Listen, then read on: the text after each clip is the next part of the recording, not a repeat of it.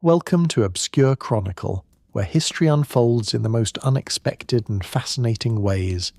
Tonight we'll journey into the icy wilderness of Novaya Zemlya, the site of the legendary Tsar Bomba detonation, a reminder of mankind's most audacious pursuit of power. Join me as we explore the world of this colossal bomb, its eerie aftermath, and the quiet ripples it left behind. If you enjoy these meditative explorations into history, be sure to like, subscribe, and hit the bell icon so you never miss a quiet moment from the past. Share your thoughts below. What do you think about the legacy of the Tsar Bomba? Let's talk about it. Join me as I step into the Tsar Bomba zone and see if I can handle what happens there. Trust me, this is going to be wild. In a single breath, the Tsar Bomba released energy over 3,000 times greater than the bomb dropped on Hiroshima.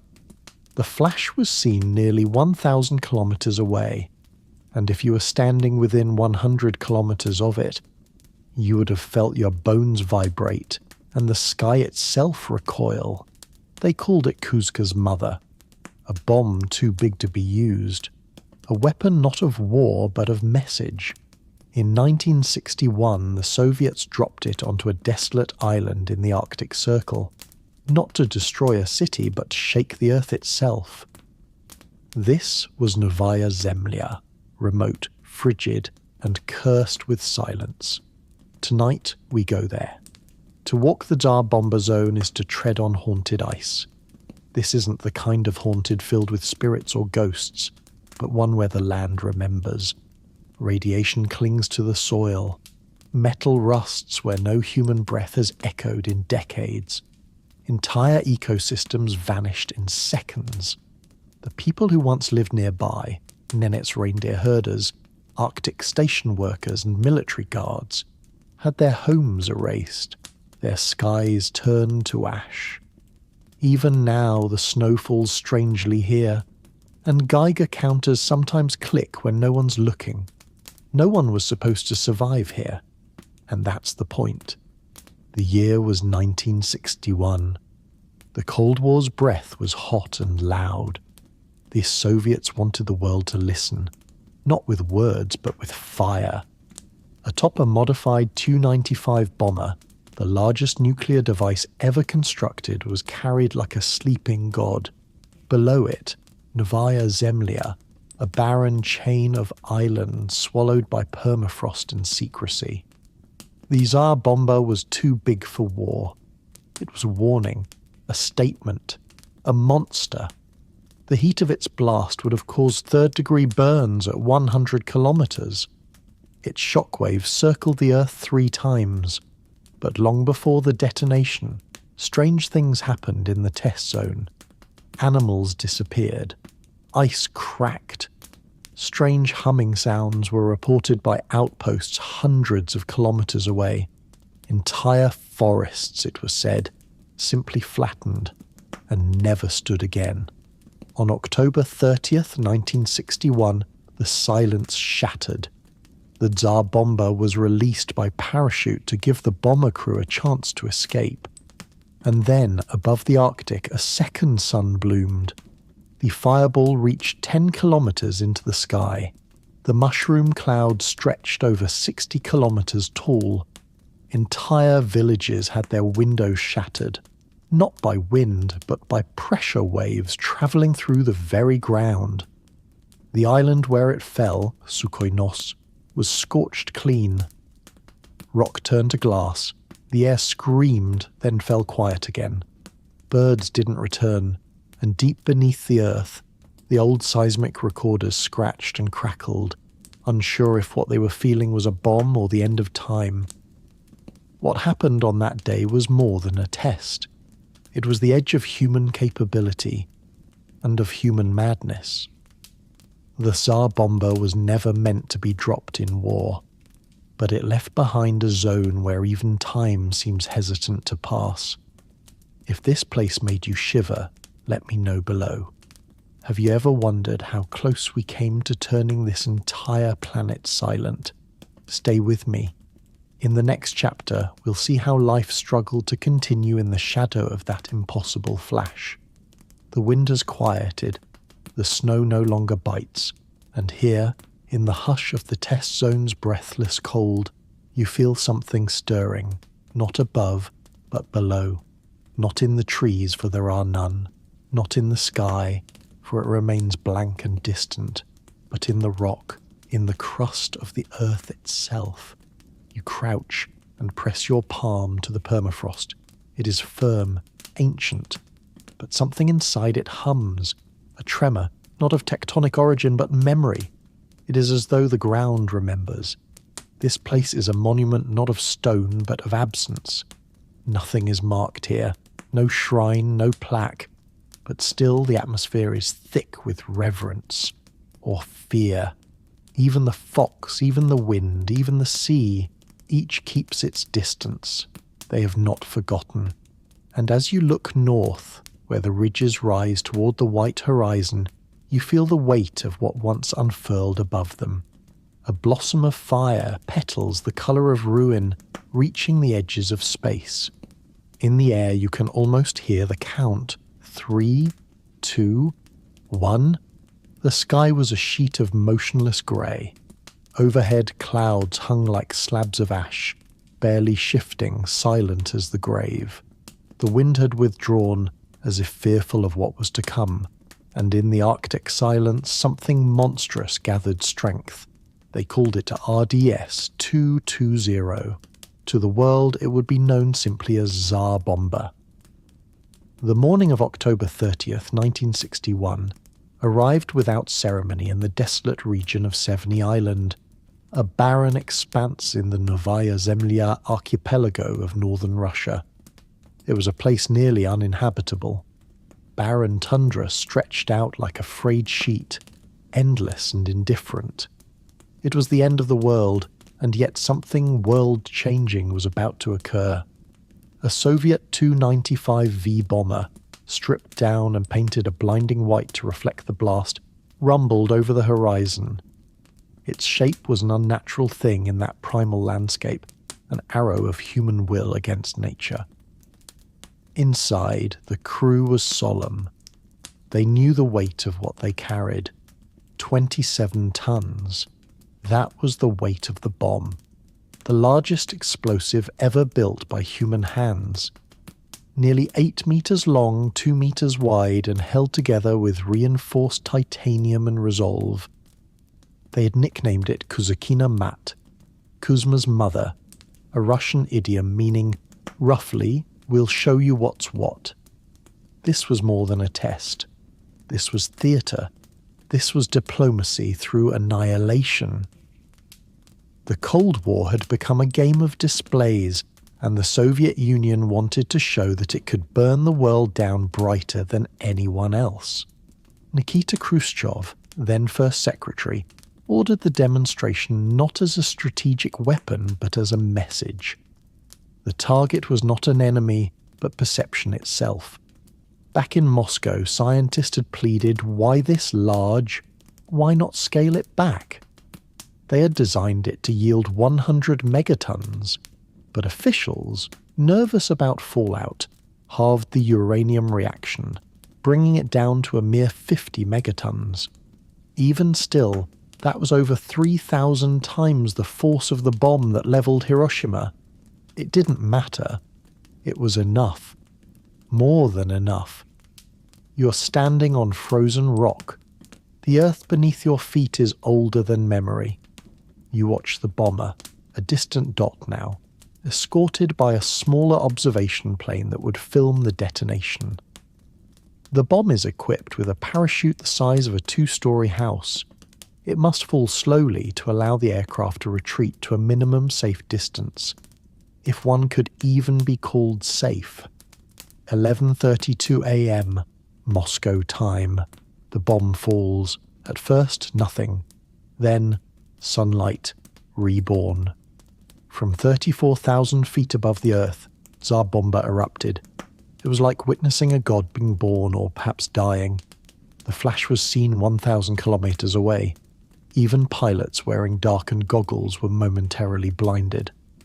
A dome of light swelled over the Arctic like an inverted sea, crashing outward at the speed of thought. The fireball rose 10 kilometers into the sky. Had it touched the ground, it would have penetrated the Earth's crust. But it detonated mid-air, a calculated choice meant to maximize atmospheric destruction while minimizing fallout. The shockwave circled the globe 3 times. Seismic instruments across the planet trembled. Windows shattered 900 kilometers away. A village in Finland, over 700 kilometers distant, reported knocked down doors and cracked plaster. The mushroom cloud soared to 60 kilometers high, breaching the mesosphere. That's 7 Mount Everests, stacked atop one another. The cloud bloomed outwards to a diameter of 95 kilometers. Had it been used in war, the bomb would have instantly vaporized everything in a 30-kilometer radius. Structures within 100 kilometers would be reduced to rubble, and the heat, enough to cause third-degree burns 100 kilometers from ground zero. You blink, you breathe. But even your breath feels disrespectful, tiny in the face of that thing. In the time it takes to take a single breath, thousands of square kilometers of the Arctic have been changed forever. Trees, glaciers, even the air, all scorched into silence. You can almost feel the echo of it now, curling through your ribs. The earth itself had convulsed. Mountains shook, seas flexed, and birds dropped from the sky. A Soviet cameraman would later say, "I thought the sky was tearing open. It was beautiful, and then I was afraid." Later they would classify the test zone. Nothing would grow there. The rocks were changed. The ice held strange colours. Radiation was surprisingly minimal thanks to the design's cleaner reaction, but no life dared reclaim the site. For years it was forgotten by everything except maps. Why wouldn't you last a day in the Tsar Bomba zone? Not because of heat or radiation or fallout, but because of the silence, because of what you would hear in that silence, because of what you would remember or imagine. You would hear the breath of something not human, the memory of power, echoing not just through the air but through your bones. You would dream of the moment when mankind proved it could ignite the sky and leave nothing behind but ore and ash.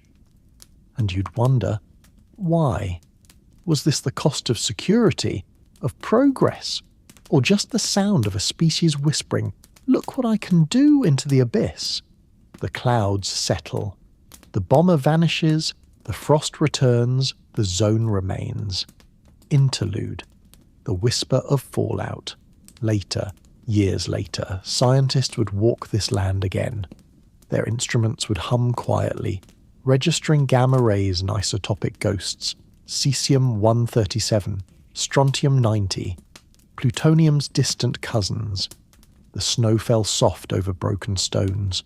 No wolves, no birds, no foxes, just wind and memory. One of the scientists, a woman from Leningrad, set her Geiger counter down and looked across the endless white. "It feels wrong to speak here," she said. "Like we're being listened to. Not by ghosts, not by gods, but by the sky itself, and the earth, remembering. There is a silence here that does not end. Long after the thunder has passed, long after the fireball dimmed and the wind ceased their screaming, the land remains suspended in a kind of breathless stasis. Trees once scorched to ash now grow again, crooked and cautious. The earth still remembers, though, down in the soil where roots clutch secrets and isotopes drift. Time moves differently. It is the kind of quiet that belongs only to places where something unimaginable happened. You stand where no one was ever meant to linger. Not truly. The air seems unchanged, but something ancient in your bones begins to notice the stillness beneath the stillness. The atoms here have been stirred once before by the hands of mankind, in a moment that reached toward godhood and recoiled. Imagine walking across the plains near the blast site, the cracked tundra softening under snow, the reindeer trails diverted, the wind carving memory into rock. In the sky above, the same stars that watched over that terrible bloom of light blink coldly, unchanged. And yet something of us remains here. In the air there's the faint, iron-scented ghost of an era gone, the Cold War's breath, the taste of secrecy, ambition, and fear. These lands do not mourn, but they do not forget either. The animals move strangely here. The compass dances. Birds pause at the edges of this zone and decide to turn elsewhere. Some say the place is cursed. Others say it is holy, a shrine to humanity's most catastrophic prayer. In Dean and Siberian folklore, there are stories of forbidden lands, places struck by fire from the gods or cursed by men who reached too far. These stories echo oddly here. You begin to wonder, was the Tsar Bomba a myth of our time? A dragon summoned by engineers and politics, given one breath and then vanished. And yet no myth fades completely. Not here. The snow falls gently now, muffling everything. You can hear your own breathing. You can almost hear the ticking of some hidden clock, buried beneath layers of frost and time, still counting. To what, no one knows. But here in the zone, under the northern lights, wrapped in silence and drifting snow, you become part of it. A witness, a question, a hush. We walk on through this memory made solid. They say that even the coldest places dream. The tundra here sleeps beneath the layers of snow and memory, but not peacefully. Its dreams are filled with strange heat and thunder. No birds call out in them, no wolves howl. Instead, there is the distant hum of engines, the slow turn of steel doors, and the sharp metallic breath of machines exhaling secrets into the wind. What kind of dream does the Earth have after the Tsar Bomba? Perhaps it dreams of the hands that made it. White lab coat hands, shivering hands, powerful hands, guided by a vision too vast to hold, too dangerous to keep. Perhaps it remembers the moment the fire came, not from the sky, but from below, a man-made sun blooming in reverse, and maybe, just maybe, it dreams of us. Humans so small, so clever, whispering to atoms, urging them to break apart, to scream light into the world. We created something beautiful and terrible, a flower of physics with petals 8 kilometers wide. But under that moment, under the noise, were people. People in villages, people in offices, people hiding behind ideologies like children under blankets. People looking up at the sky, not knowing what they were seeing, and now you're here too. A quiet visitor stepping where they once stood, thinking thoughts they could never afford. You come not to launch or test, but to witness. You walk not with urgency, but with a slow and reverent tread. Beneath your feet the frozen soil remembers. Above you the sky remains unchanged, vast, patient, unblinking, and you, a brief flicker of consciousness wrapped in warmth and words, lie between them. Listening. In the long history of the world, this moment is a pause, a held breath, a night stretched thin across wonder and warning. You rest here in that stillness, in a place where science touched the infinite and recoiled. Let the world sleep. Let the snow fall. Let the stars remain indifferent. The snow stretches endlessly in every direction, blurring land and sky until only memory gives you orientation. Somewhere beneath your boots is an old mark on the earth. Not a crater, not a monument, but an echo. A scar from a moment when the world held its breath and did not know what would follow. In that silence, let us go backward, not just in miles but in meaning, into the machinery of the Cold War, into the gears and wires of an age built not on peace but on pressure. The year is 1961. The world is trembling quietly. The Berlin Wall has just gone up. American spy planes hum quietly over hostile skies. In hidden rooms from Washington to Moscow, men speak in soft tones about hard truths. The globe has split not along lines of country or creed, but along the great invisible fault line of ideology. Capitalism against communism, liberty against equality, democracy against control. And at the center of this standoff, like two chess masters refusing to blink, sit the United States and the Soviet Union, two powers that had once been uneasy allies in war, now locked in a new, far more abstract struggle, the race to shape the future. This is the backdrop to Tsar Bomba, the fire flower that would bloom in a frozen sky. But Tsar Bomba was never just a bomb. It was a message, a performance, an argument made in thunder. To understand why such a weapon was built, one must first understand the logic of the Cold War, which was not logic in any ordinary sense.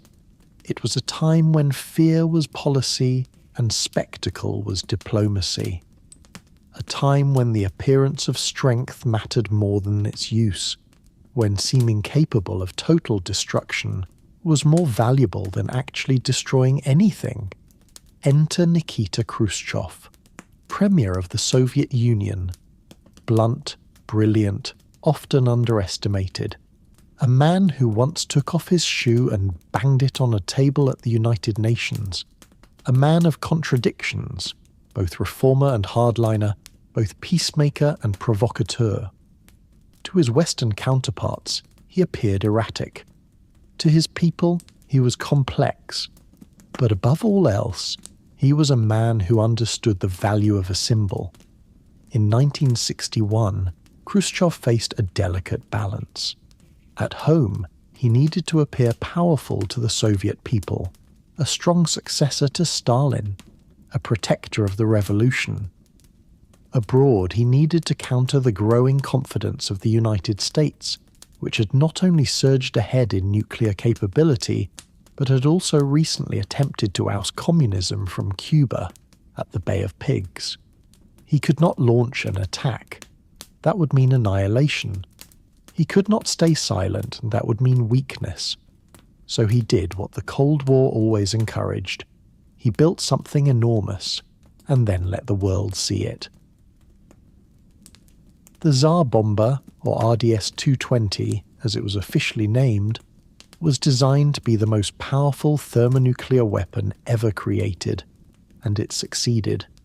At its final testing configuration, it released the energy of 50 million tons of TNT. That is more than 3 times the yield of the next most powerful bomb ever detonated. It could have been more, as high as 100 megatons, but the Soviets halved it before detonation, fearing the destruction it would cause to their own observers. Yet even at half strength, the Tsar Bomba was a thing of impossible scale. It was nearly 8 meters long, weighing 27 tons, too large to fit into any standard Soviet bomber. Instead, a special Tu-95 plane had to be modified, with its bomb bay doors removed and the bomb awkwardly strapped to its underside. The plane itself was painted white, to reflect as much heat as possible from the impending detonation, a desperate cosmetic measure. A second plane followed behind it, loaded with sensors and cameras to record the spectacle. But the real audience was elsewhere. The United States intelligence community had been watching the Soviet test range closely. Khrushchev knew this. He wanted them to see, to fear what was possible, and in that fear perhaps to hesitate. Tsar Bomba was not a strategic weapon. It was too big to use, too destructive to deploy in war. Its creation was not about battlefield dominance. It was about political dominance.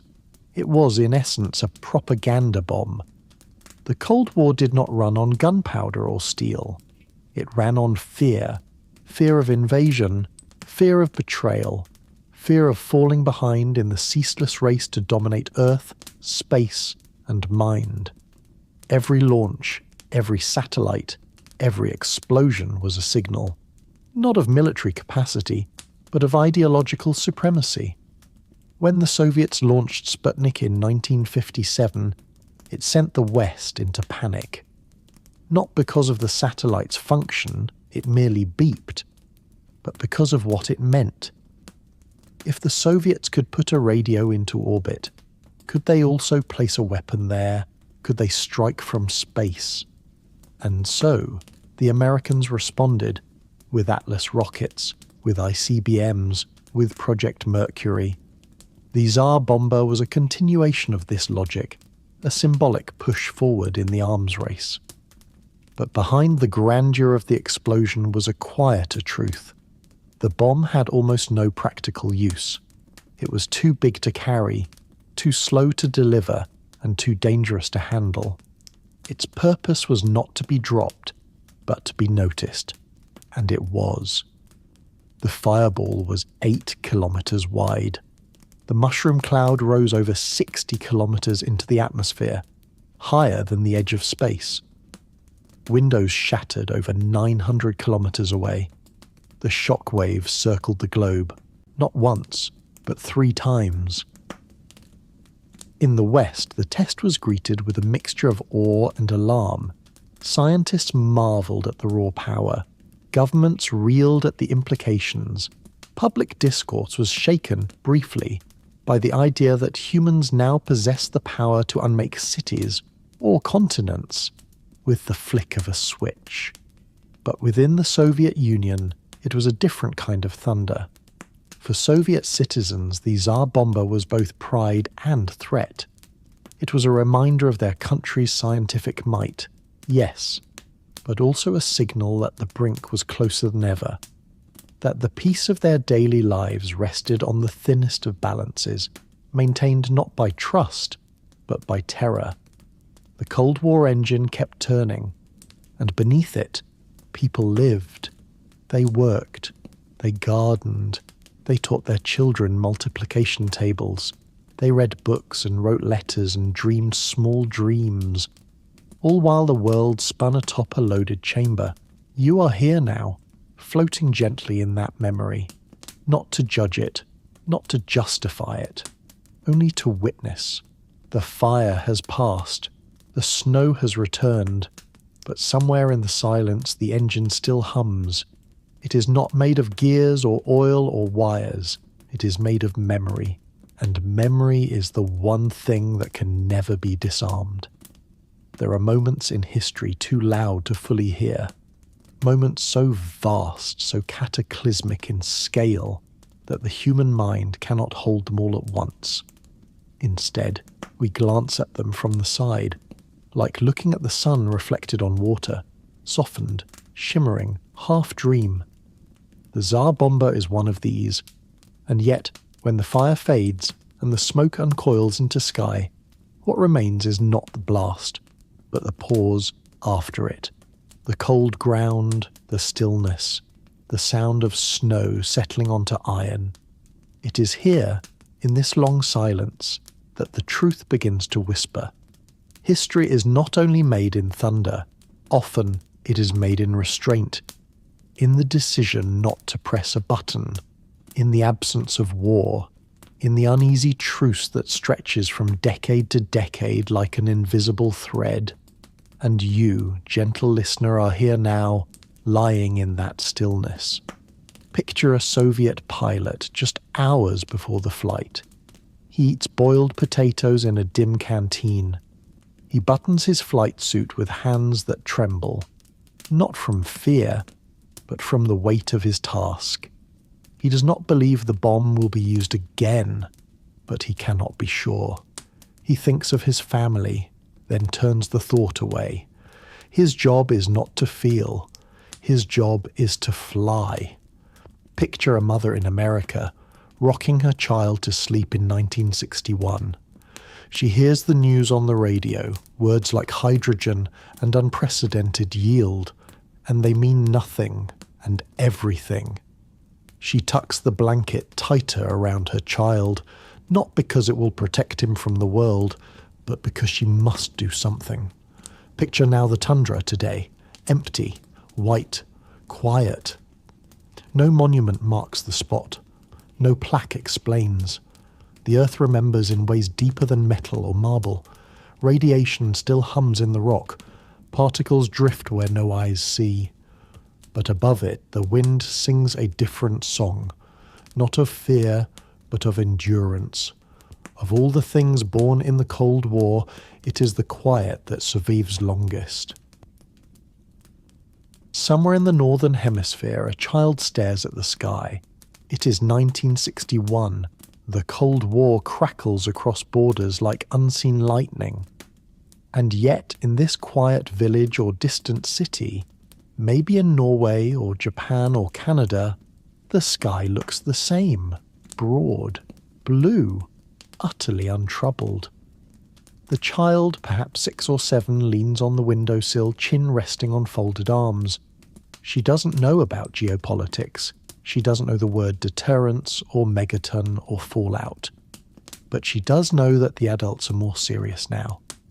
The kitchen radio speaks in low tones. The newspapers are folded tightly. There is a strange tightness in the air, a kind of silence beneath the noise of daily life. She has heard the name of a bomb. She doesn't understand what it means, only that it is the biggest, that it was tested far away, in a place with no people, or so they say. But she dreams of a giant waking from the ground, of fire unfurling in the shape of flowers. She dreams of cities frozen in glass, of snow that glows, of people running and then not moving at all. She asks her mother, "Will it come here?" Her mother pauses, then says, "No, darling. It was just a test." The child nods, but the words mean little. She goes back to her window and watches the sky. All across the world there were windows like that. All across the world, children dreamed of fire and parents whispered reassurances they barely believed themselves. The Cold War was not cold in the human heart. It was heat unspoken, fear repressed, tension stretching thin across years and oceans. But perhaps, in a way, those quiet moments saved us. Perhaps it was not the threat of destruction that held the world back, but the memory of small hands on windowsills, watching for a fire that never came. Perhaps history is not just built by leaders and weapons and speeches, but also by those who simply endured. Now breathe with me. Let that child return to sleep. Let the fire remain in dreams alone. Let us move onward, gently, into the next chapter. There is a place where the wind never forgets. Even now, over 6 decades later, the air still whispers along the cliffs and tundra of Novaya Zemlya. 2 great islands wedged between the Barents and Kara seas, as though carrying voices not quite gone. It is cold here, unkind as unyielding, a place so remote, so stark in its solitude, that even the silence itself seems to have weight. This is where the Tsar Bomba came to life. But before the detonation, before the fire bloomed higher than any mountain, there was only this: rock, snow, and isolation. A place chosen not for comfort, but precisely for its desolation. Novaya Zemlya, meaning new land in Russian, spans over 80,000 square kilometers. To the north, glaciers crawl sluggishly over jagged peaks. To the south, moss and lichen cling to permafrost soil, stubbornly alive beneath skies that forget summer. Polar bears stalk its icy shores. Seabirds wheel over the cliffs. In the brief summer months, the tundra flushes with ghostly flowers, and in winter, darkness endures for months. This place was never meant for human habitation, and yet humans came. In the 1950s and early 60s, the Soviet Union transformed parts of Novaya Zemlya into a military proving ground. Its isolation made it perfect for secrets. Entire towns were constructed, some underground, others half buried in snow. Concrete bunkers, radar towers, and observation posts rose like scars in the landscape. Soldiers and scientists were stationed here, not in comfort, but in purpose. They brought steel and calculation, instruments, radiation meters, and reinforced cameras. Sleds hauled warheads through white silence. The outpost had names and designations, but locals called them things like the Metal Towns or Dead Ports. Even now, maps blur the details. Some of the sites are still classified, others reduced to decaying husks, ghost towns swallowed by permafrost. This was the outer edge of civilization, and yet, when the Tsar Bomba was transported here in October of 1961, it was not just another test. The sheer magnitude of what was to come rendered the land almost mythical. No test since, no weapon ever built before or after, would so completely unmake the sky. The bomb detonated over Sukhoi Nos, a cape on the northern tip of the island. The zone was chosen carefully, over water and far from any significant population centres. But far is a relative term when the bomb's yield was over 50 megatons, more than 3,000 times the bomb dropped on Hiroshima. The fireball reached nearly 8 kilometres in diameter. The flash could be seen more than 1,000 kilometres away. Windows shattered in Finland. The mushroom cloud reached nearly 65 kilometres into the atmosphere, penetrating the mesosphere. In its wake, the landscape was not scorched in the way of desert tests. It was simply altered. The shock wave flattened everything within 55 kilometres. Ice melted, rock shifted, hills collapsed. For a brief moment the land itself recoiled, and then silence returned. An observer on the island wrote, "The earth trembled. The air changed. Then it was still, but not the same kind of stillness. Something was missing in the sound, like the world had blinked and not reopened its eyes fully." Few return to the northern testing site today. Some scientific expeditions have ventured into the region, protected by gear and Geiger counters. Ruins of observation stations remain, rusted cranes, half-sunken bunkers, fragments of twisted metal. Radiation lingers, though less than one might expect. The Tsar Bomba was an airburst, designed to minimize radioactive fallout relative to its size. But still, the land remembers. Animals here do not behave quite the same. Snow piles in odd ways. The cold feels deeper. Local Nenets reindeer herders, whose ancestors once skirted the southern parts of Novaya Zemlya, avoid the north. Not because of political borders, but because of stories. The sky's fire, the poisoned snow, the storm that sang like no wind should. Imagine walking there now. You crunch across frost-hardened ground. A fog rolls over the hills, grey and low. An old communications tower looms, broken wires humming in the breeze. You pass what remains of a barracks. Doors flapping in wind, icicles threading through shattered windows. Everything is metal and ghost. And still, there is beauty. The stillness, the sheer vastness. The blue light of Arctic winter stretching across ice fields. You can feel time slow here, as though the place has peeled itself away from the rest of the world. It is not just a test site, it is a monument to what we almost became, to power unleashed and barely understood. The Tsar Bomba made Novaya Zemlya famous in silence, a place not of crowds but of echo, a zone where even today the wind tells old stories in low, haunted voices. In lands so cold that sound itself freezes on the air, silence becomes sacred, and in that silence there are memories, not human, not animal, but deeper still. Memories that sleep beneath the snow, pressed into permafrost and stone. They say the earth forgets nothing.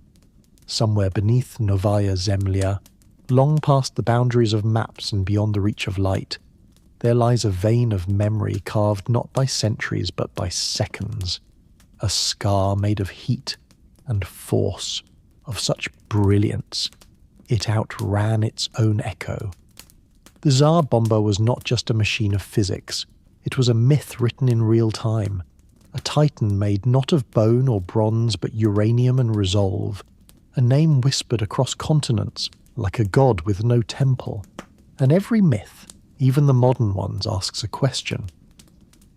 Oppenheimer once remembered the Bhagavad Gita, "Now I am become death, the destroyer of worlds." But this too could have come from an older place, a fire myth told around the embers of a Paleolithic hearth, a tale of gods who reached too far, of Prometheus figures whose gifts burned too bright. Tsar Bomba did not speak, it roared, and in the silence that followed, in the wake of that towering fire, what remained was not only the physical, it was something else, a stillness too deep to explain, a question too large to ask aloud. What do we do with the power to unmake? Perhaps that is why the site remains so quiet now, as though the land itself holds its breath, as though it remembers something humans wish to forget. The Arctic wind circles the ruins like a chant. Metal rusts and falls, but the echo remains. The snow here does not melt, the silence is not empty, and the earth, even in winter, remembers fire.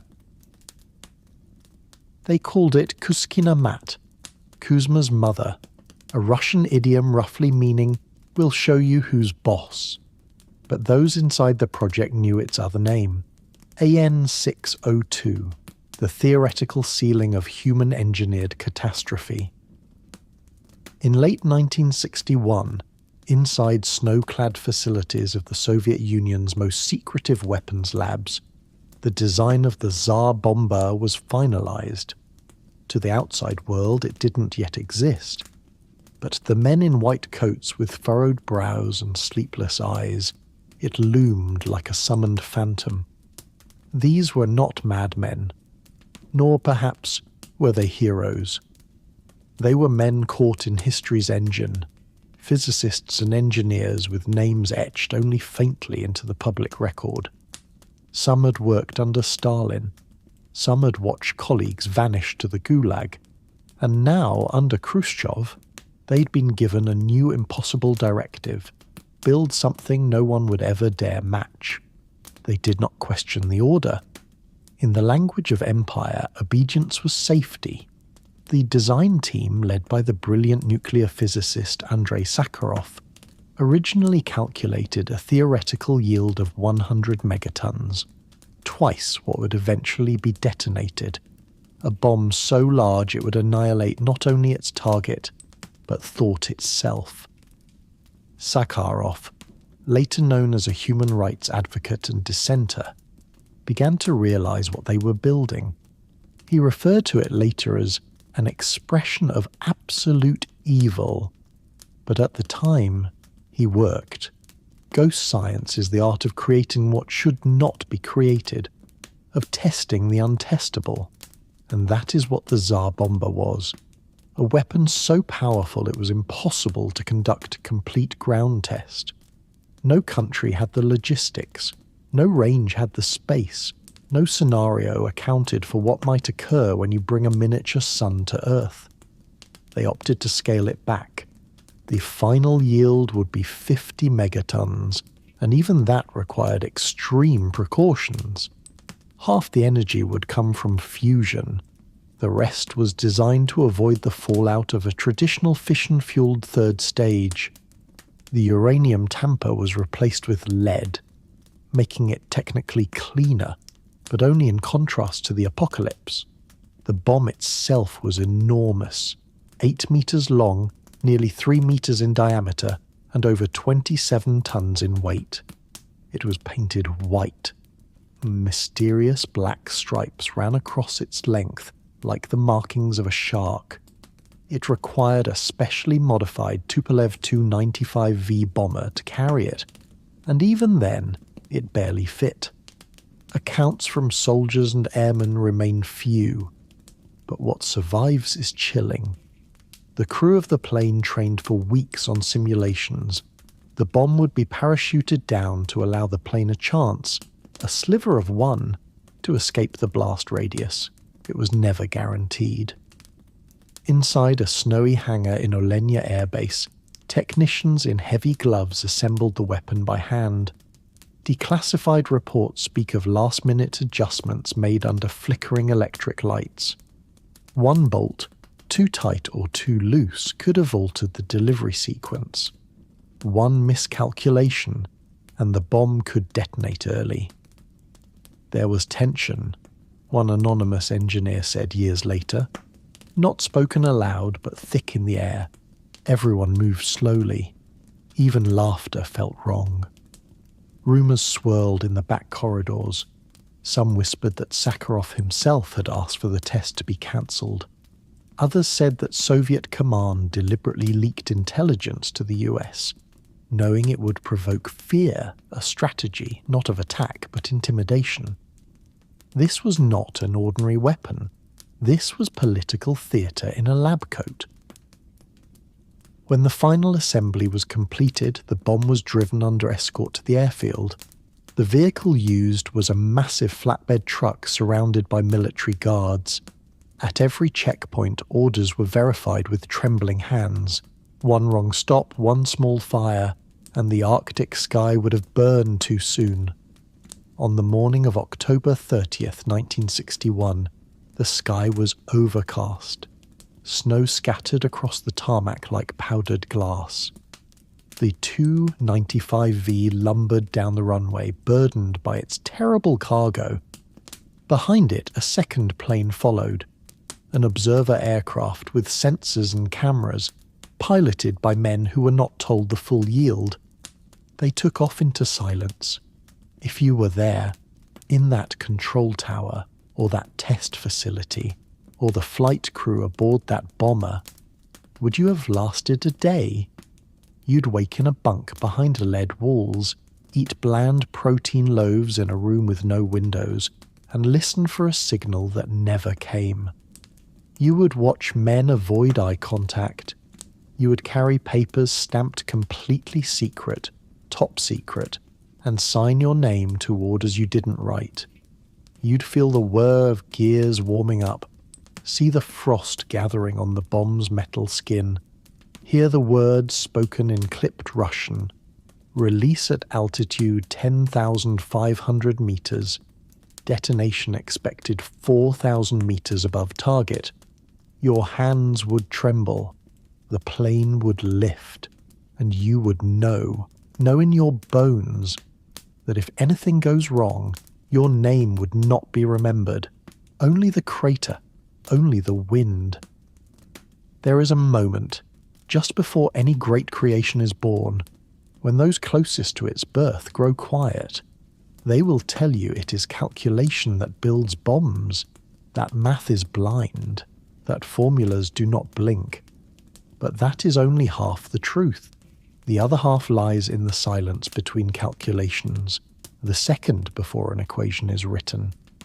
The moment a scientist, coat dusted with graphite and breath faintly fogging the glass of his spectacles, pauses, not to think of variables, but of what his work might do.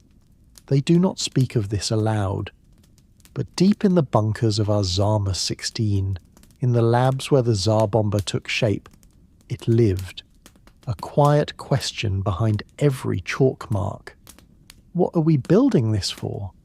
They told themselves it was balance, deterrence, that power kept peace. But power also hungers, And this, they knew, was not a weapon of war. It was a message written in radiation, and no one was sure if anyone could read it. And yet, they built it. Through diagrams and detonators, they moved forward, each soldered wire and drafted schematic taking them closer to something unnameable.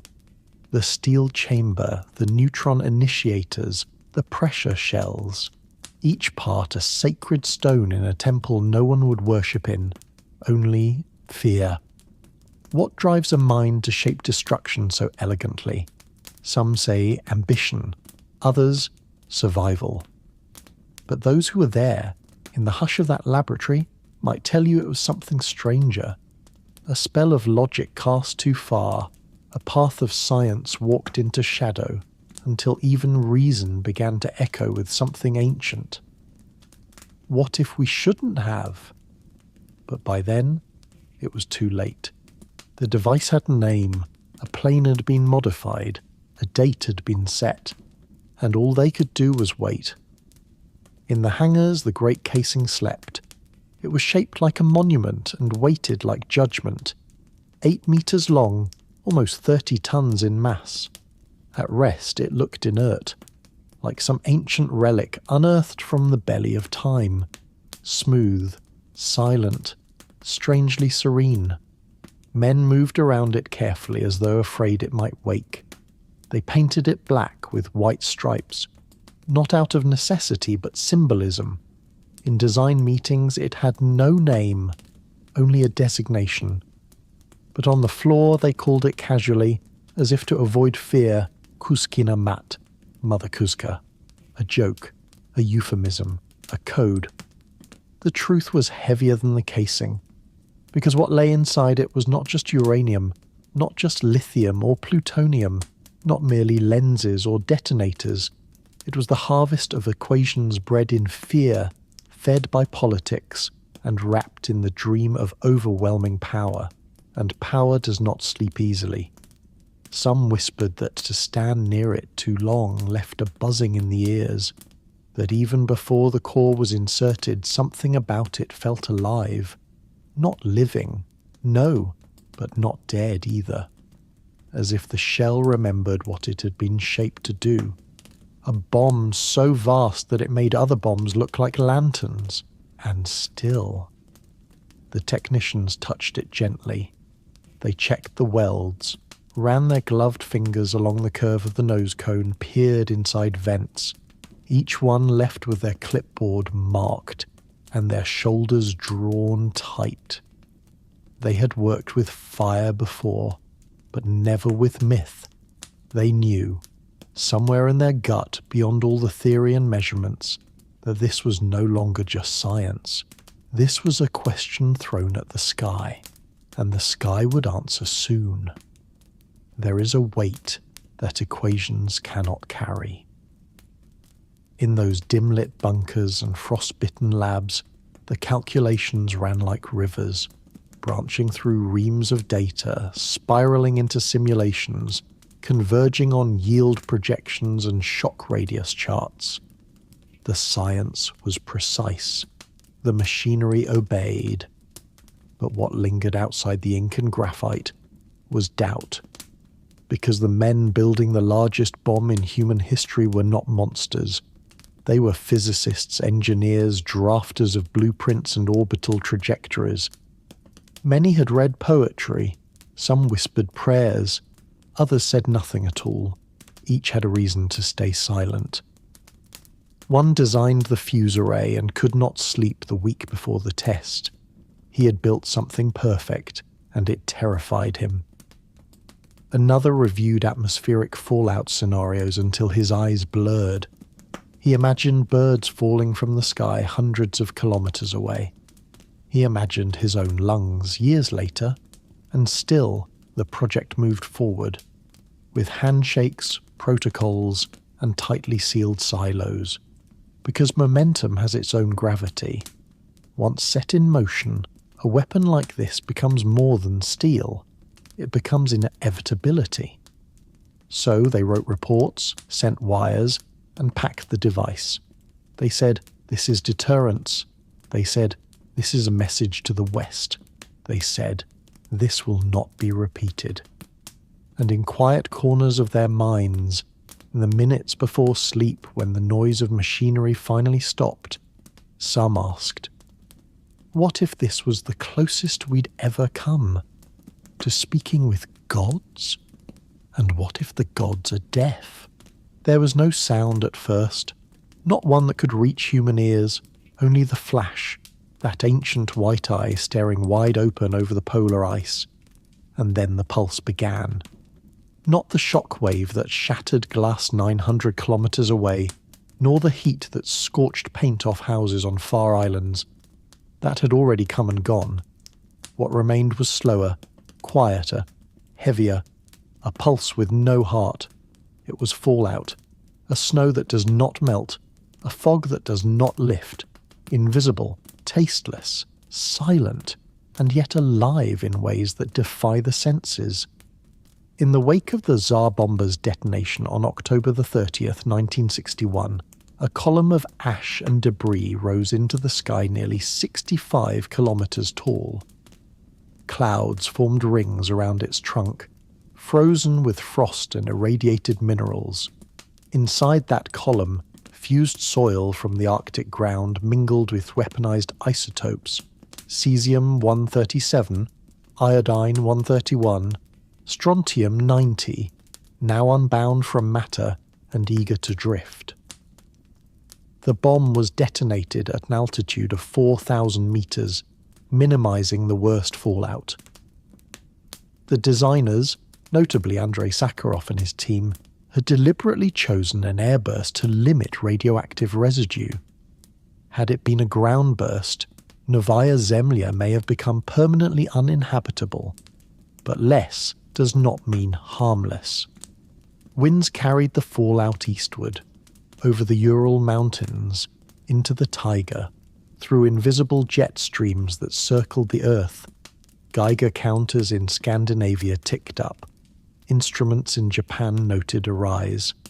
And in the American Midwest, high-altitude balloons recorded faint but unmistakable traces of Soviet detonation. The Earth itself had inhaled, and now it exhaled back into itself. Radioactive breath circulating endlessly. The test site was remote, unpopulated by any conventional measure. But unpopulated is a human fiction. Mosses, reindeer, snow hares, lichen. All bore the mark of fallout in the years that followed. Radiation did not leave footprints, it left changes, in cell replication, in growth patterns, in silence. Military staff and scientific observers had been stationed far away in bunkers, but some still received elevated radiation doses. Most official Soviet accounts downplayed this.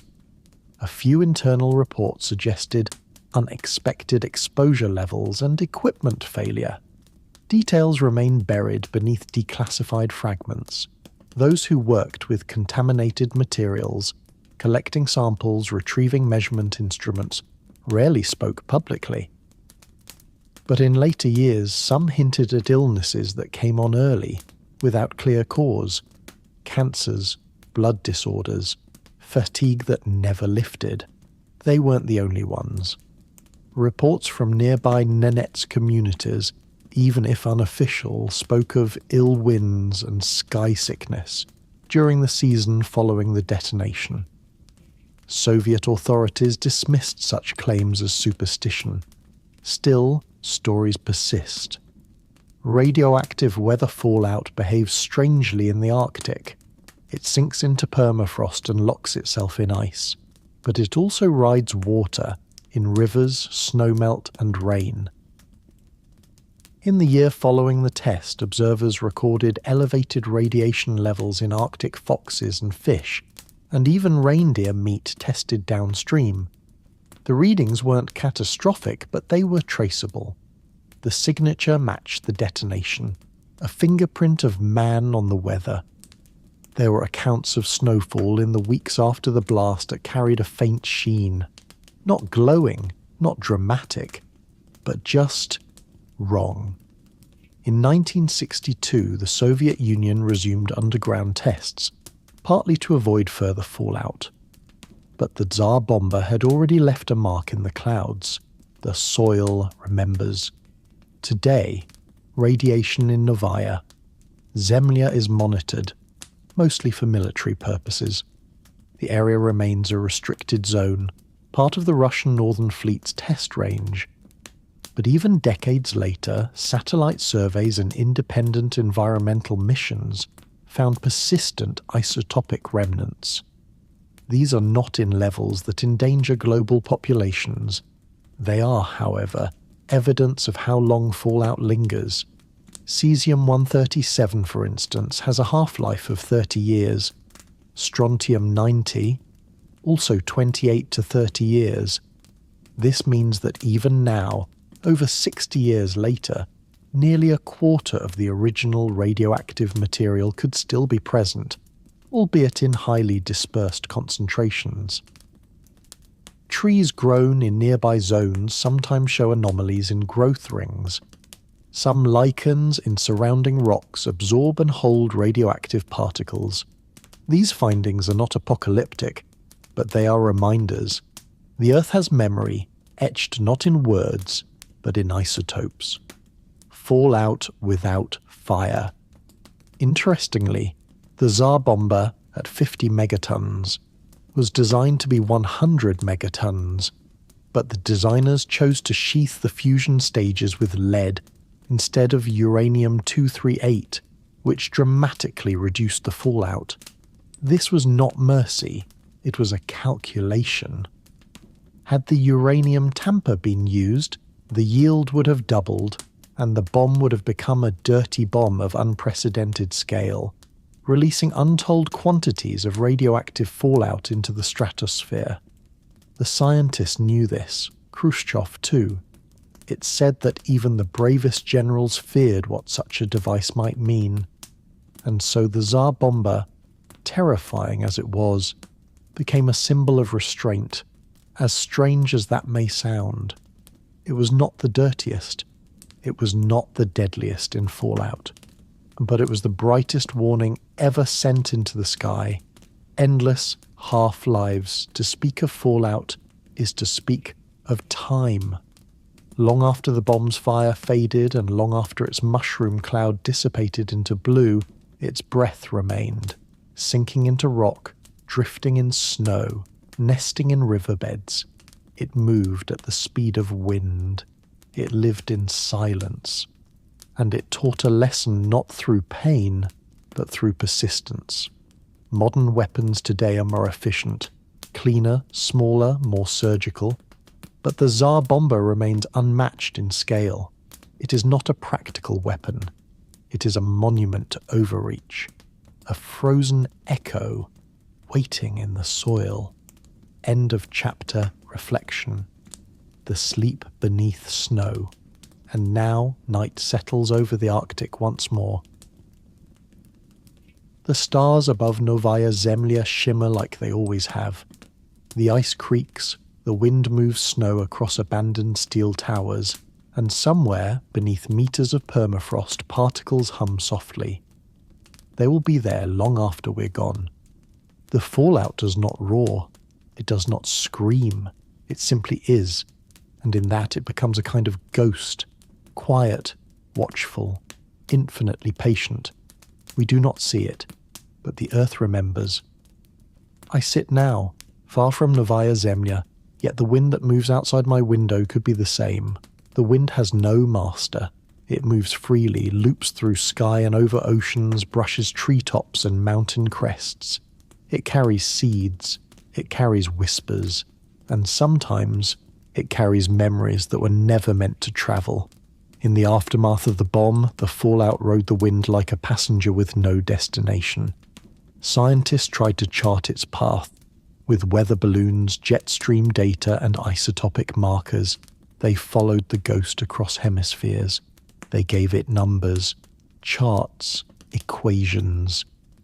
But they could not name its mood. What does it mean for a breath of wind to carry fire that does not burn? For a snowflake to hold the weight of atoms broken apart by human hands? The people who breathed that air did not know. Not right away, not for years. They continued living, planting, herding, sleeping beneath skies that had absorbed a moment no one saw, except in dreams and scars. Fallout does not ask permission. It does not arrive like a plague or with flames. It moves like memory, slow, inevitable, invisible. It is history without a headline. It is what we leave behind, not knowing we ever touched the world at all. He had worked the night before the test. Not one of the famous scientists. Those men had come and gone with briefcases, arguments, and equations. He was just a technician. A man who twisted wires, checked voltages, and followed diagrams printed in black and red. He had no say in the theory, no seat at the table where Khrushchev's shadow loomed over every calculation. But his hands knew the weight of the bomb better than most, because he'd helped build the cradle that held it. He remembered the cold. It was always cold, even inside the metal skin of the installation. The walls sweated frost. The lights flickered when the diesel generators kicked in. The others smoked in silence, or hummed patriotic songs, or told jokes that no one laughed at. And still, they worked. When they rolled the bomb onto the tarmac, its body was longer than a bus. He felt it in his chest, the way you feel thunder before it speaks. He remembered thinking, this isn't a bomb, this is a myth. The kind of thing a storyteller might whisper beside a northern fire, where gods and machines were indistinguishable. They said it was only a test. But his dream said otherwise. He never saw the explosion. No one did, except the pilots who dropped it and the clouds that held the fire. But weeks later, his skin itched. His teeth ached, and though he lived for years, he lived with a silence that grew heavier than words. He never told anyone, not really. He just kept checking wires, kept eating canned meat in the mess hall, kept breathing the same cold air. And once, on a night when no one watched, he touched the snow and whispered, "I'm sorry," as if the land might hear him. As if the ghost in the wind might care. Novaya Zemlya, October 29th, 1961. Dear Anya, I don't know if this will ever reach you. Not because the mail won't come, but because I may never find the right envelope, or the courage to send it. The sky here is endless, and quiet, too quiet, in the way of animals before a storm. Today we walk the perimeter again. Frost on the rails. The wind never stops whispering. Sometimes it sounds like voices. Sometimes I pretend it's you, saying my name under your breath. They say tomorrow will be like nothing the world has ever seen. Some men drink to sleep tonight. Some sing songs. I lit a cigarette and watched it burn down without touching it.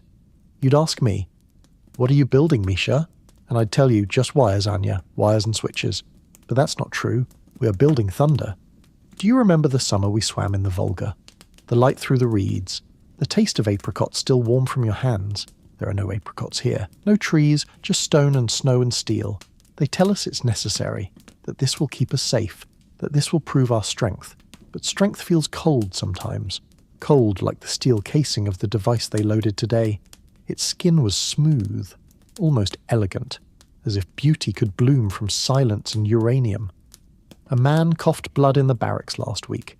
No one speaks of it. We sleep in shifts, eat in silence. The cook has stopped asking for opinions on the soup. Tonight the stars are sharp, like knives overhead. I stood outside and watched them until my eyes watered. They say it will outshine the sun for a moment. What happens when men make a second sun, Anya? Do we become gods or ghosts? If something happens, if I don't come home, tell Mama I kept her rosary in my coat, even if we weren't supposed to. And you, remember me in light, not in fallout.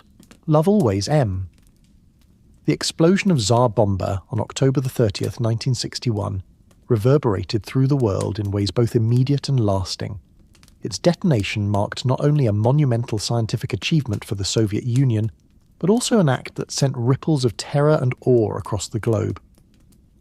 The largest nuclear weapon ever tested, Tsar Bomba was a symbol of sheer destructive power, capable of releasing over 50 megatons of TNT, 3,800 times the power of the Hiroshima bomb.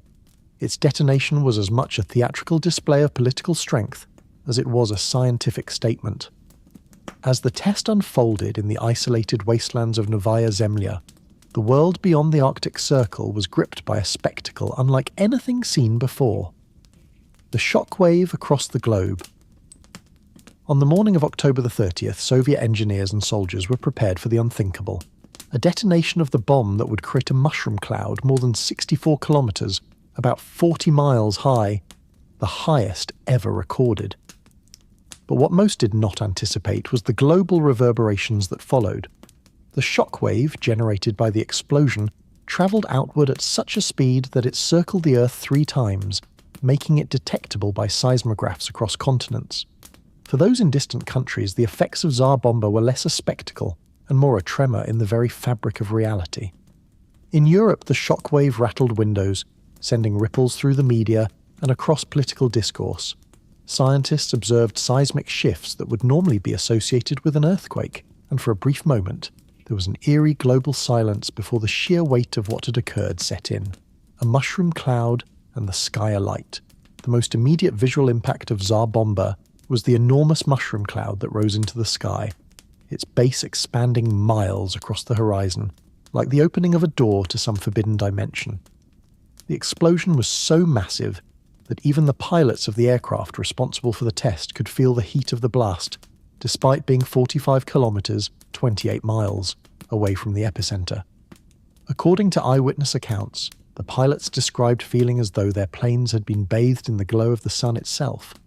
The mushroom cloud, a phenomenon so familiar from the imagery of nuclear bombings in Hiroshima and Nagasaki, was far grander in scope. The cloud was illuminated by a fireball brighter than the sun, casting shadows even on the snow-covered ground. As the cloud spread, its enormous size formed an imposing column that spiraled upwards, darkening the sky. A spiral of smoke and fire reached so high it became almost indistinguishable from the very fabric of space. Media coverage. A world in awe and fear. Around the world, the detonation was a spectacle that captured the imagination of the media. News outlets reported on the sheer scale of the test, though they often lacked the full knowledge of the bomb's true power. It became clear that this test was not only about science, but about sending a message to the West during the height of the Cold War, that the Soviet Union was unyielding, capable of unimaginable power and not afraid to display it. In the United States, there was a mixture of awe, fear, and concern. The image of a bomb that could obliterate entire cities with a single explosion forced many to consider the implications of the arms race, pushing the world ever closer to the precipice of mutual destruction. Public reaction ranged from disbelief to disbelief. In the United Kingdom and Western Europe, there were widespread discussions in political and scientific circles about the consequences of such an escalation. The visual spectacle of the Tsar Bomba test, viewed from various Soviet and military outposts, became both a symbol of strength and an overwhelming reminder of the devastation that nuclear warfare could bring. The media focused heavily on the power of the blast and its implications, but beneath the surface there were deep fears about how close the world had come to nuclear annihilation. Political reactions and the aftermath. The aftermath of Tsar Bomba's test also brought a wave of political reactions. In the West, it spurred increased military and diplomatic action. US President John F. Kennedy responded with a mixture of condemnation and concern as the test demonstrated the growing tensions of the Cold War. However, some also acknowledged the impressive scientific feat. After all, the Soviet Union had constructed a weapon of staggering power. But the prevailing sentiment was one of trepidation, as it served as a reminder of the catastrophic consequences of nuclear escalation. On the Soviet side, the reaction was one of triumph, even as they acknowledged the costs. Nikita Khrushchev, the Soviet premier at the time, viewed the test as a critical part of the Soviet Union's assertion of power. Tsar Bomba was, in essence, a political statement designed to display Soviet dominance and to counteract the growing military influence of the United States.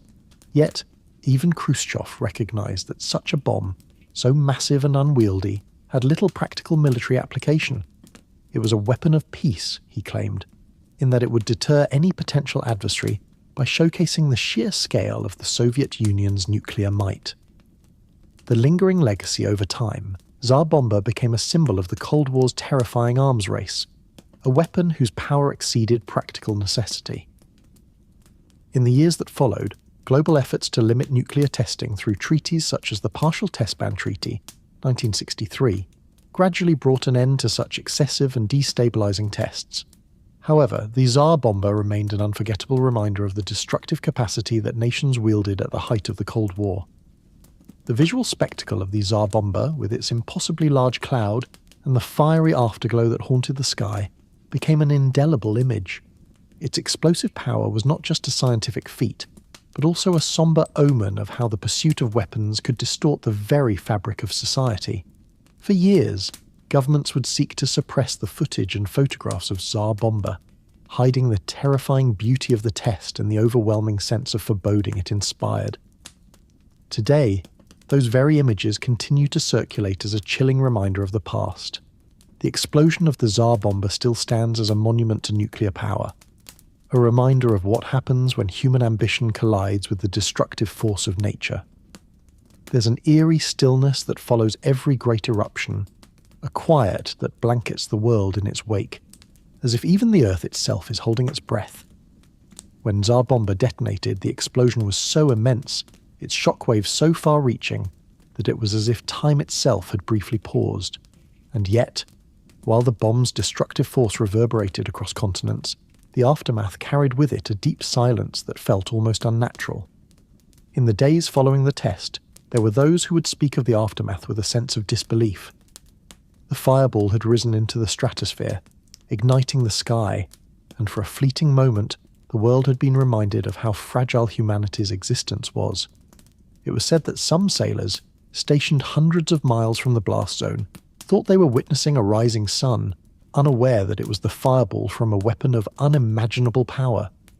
Their eyes, still adjusting to the blinding light, would blink at the strange phenomenon in the sky, and their minds would struggle to comprehend what they had just witnessed. But the real silence began only after the initial shock had worn off, when the pulse of radiation had settled over the landscape. The Earth seemed to tremble with an almost imperceptible hum, as if it too had felt the searing heat and felt the scar of the blast. Perhaps it was the air, now contaminated with radioactive fallout, or the vast emptiness of Novaya Zemlya, where the test took place, its desolate tundra, barely touched by civilization, now transformed into an uninhabitable zone.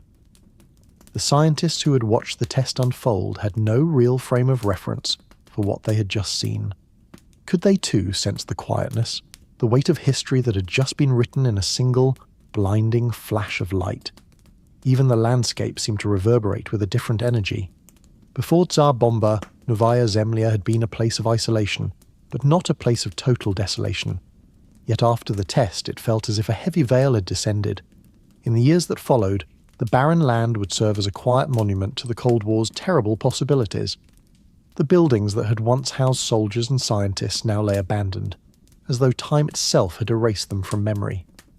And in this silence, in this strange, unnerving quiet that followed the explosion, one had to wonder if the Earth was whispering something to those who'd been brave enough, or foolish enough, to wield such power. Would humanity ever learn? Would we ever listen to the whispers of a world irrevocably changed by its own creations? The silence, in some strange way, spoke louder than the bomb itself, and it spoke of the fragility of the human endeavour, of a world forever altered by the choices of a few. Sukhoi nos. To the world, it was a mere dot on the map, an unassuming stretch of land in the Russian Arctic, a place defined by its frigid winds, its endless stretches of white snow, and of course, its isolation. But to history, it became something else, an indelible mark, a scar on the Earth, where the most powerful weapon ever detonated would leave its trace for generations. What remains today is a reflection not just of the ravages of war, but of how the Earth can absorb, change, and adapt to forces far beyond human comprehension. The island of Sukhoi Nos had long existed as an inhospitable outpost. Remote, desolate and uninviting, it was never a place for habitation. Even so, its place in history was cemented during the fateful day of October 30th, 1961. Here, just miles from the coast of the Arctic Ocean, the Soviet Union detonated the Tsar Bomba, a weapon of unparalleled destructive force. The explosion, reaching an incredible 50 megatons, would alter the very fabric of this small island, leaving it forever marked by the event. In the immediate aftermath, few could comprehend the scale of the physical devastation wrought upon the landscape. The earth trembled with such ferocity that seismic waves were recorded thousands of miles away, and those who stood closest to the test site could see the surrounding area, as far as the eye could see, swallowed up by a blinding white flash. The air itself seemed to distort, as if time itself was momentarily stretched out and bent, and then, without warning, a deafening roar of the explosion would reach them. Geological changes and terrain transformation. In the wake of the explosion, the ground beneath Sukhoi Nos would never be the same. The most visible and immediate effect was the shift in the island's very structure. The earth was so violently displaced that entire sections of the island's surface buckled and collapsed. The force of the blast created a wide crater, and the surrounding terrain, once solid and unchanging, now bore the marks of an apocalyptic event. What was once a jagged rocky island was now a desolate, crater-filled landscape. The soil, though frozen for most of the year, had been flung into the air with such force that it scattered across the surrounding waters, leaving behind traces of the Earth's deep wounds. The shock waves didn't just affect the surface of the land, they extended deep into the Earth's crust. The nuclear detonation created fissures and fractures within the bedrock, forever altering the geological structure of the island. The natural resilience of the Earth, its ability to regenerate and adapt, would eventually begin to cover over some of the damage, but not before leaving permanent scars in its wake. No longer just a place of snow and ice, Sukhoi Nos had become a memorial of nuclear power gone awry. And as the years went by, the radiation seeped deep into the Earth itself. Cesium, strontium and iodine, byproducts of the bomb, would linger long after the mushroom cloud dissipated. In many ways, the island became a silent witness to the madness of mankind. The invisible hand of radiation, though not immediately felt, would continue to affect the land and its environment for decades. The island in time, a place of silence. Yet, even as the environmental effects took root, the most profound impact of the Tsar Bomba test might have been the transformation of the island into a place of eerie silence. Sukhoi Nos, before the bomb, had been largely devoid of human life, save for the occasional Soviet scientist or military official who ventured to the site for nuclear testing. But after the explosion, the island was largely abandoned. The lingering effects of radiation, the instability of the terrain, and the undeniable psychological toll the test had on those who witnessed it would ensure that Sukhoi Nos would not return to its earlier function. It was as if the Earth itself rejected the unnatural intrusion. In the years that followed the test, Sukhoi Nos would be left largely untouched. No human settlements or structures would reappear there, and the remnants of the Soviet military installations that had once dotted the island would fall into disrepair. Today, the site of the Tsar Bomba test remains largely off-limits to human activity. Occasionally, researchers or adventurous explorers will brave the risks to study the site, but they too feel the weight of the place's desolation. There is something haunting about standing on the very land where such destruction was unleashed. The island has become a monument, not only to Soviet ambitions, but to the terrifying power that humanity has unlocked and cannot unsee. Environmental impact and legacy. However, while Sukhoi Nos may be abandoned by human hands, the land is not entirely lifeless. Over time, nature has begun to reclaim the land, but the process is slow. The barren surface of the island is slowly being overgrown with tundra grasses and mosses, though they grow at a pace much slower than one might expect. The high radiation levels still permeate the environment, preventing any significant wildlife from settling on the island. There are no animals to disturb the quiet desolation, no creatures to feed on the sparse vegetation. For many, this is an unsettling thought, that the land, though still and silent, is still haunted by the explosion that shook it to its very core. It is as if the earth is locked in a state of mourning, its natural rhythms halted, waiting for a time when it might be restored to balance. Even the waters surrounding Sukhoi Nos are not spared. Studies have shown that the radioactive particles released by the Tsar Bomba's detonation have affected the waters of the surrounding Arctic Ocean. The currents, carrying the fallout across vast distances, have impacted not just the immediate test site, but the larger ecological systems in the region. Though the effects may not be immediately visible, the long-term consequences of the detonation linger far beyond the bounds of the island. Fish, marine life, and the environment of the Arctic will bear the trace of the explosion for years to come. A final legacy of Tsar Bomba. And now Sukhoi Nos remains, a place frozen in time. It is no longer an active test site, but it stands as a permanent testament to the destructive power of nuclear warfare and the unintended consequences of such actions. The landscape, once vibrant and wild, has been altered forever. The geological shifts caused by the explosion cannot be undone, and the radiation will continue to leave its mark for generations to come. What remains on Sukhoi Nos is not just a scar in the land, but a quiet reminder of the fragility of our existence, a reminder of the very real consequences of unchecked power. It is an island that has vanished from human activity, transformed into a space that feels almost otherworldly, where time itself seems to have stood still in the wake of an unimaginable explosion. The winds carry more than dust. There is a distant hum, a sense that the earth itself listens, as though even nature remembers what happened here. The test had concluded, and yet the land, the atmosphere, the very fabric of reality seemed to vibrate with an almost imperceptible resonance. It was as if time itself had stretched and shifted beneath the weight of the Tsar Bomba's power, leaving behind a world that had felt the tremor of its existence, a mark too deep to erase. Somewhere, far from the Russian Arctic, the echoes of that explosion stirred memories of a past humanity could never truly undo.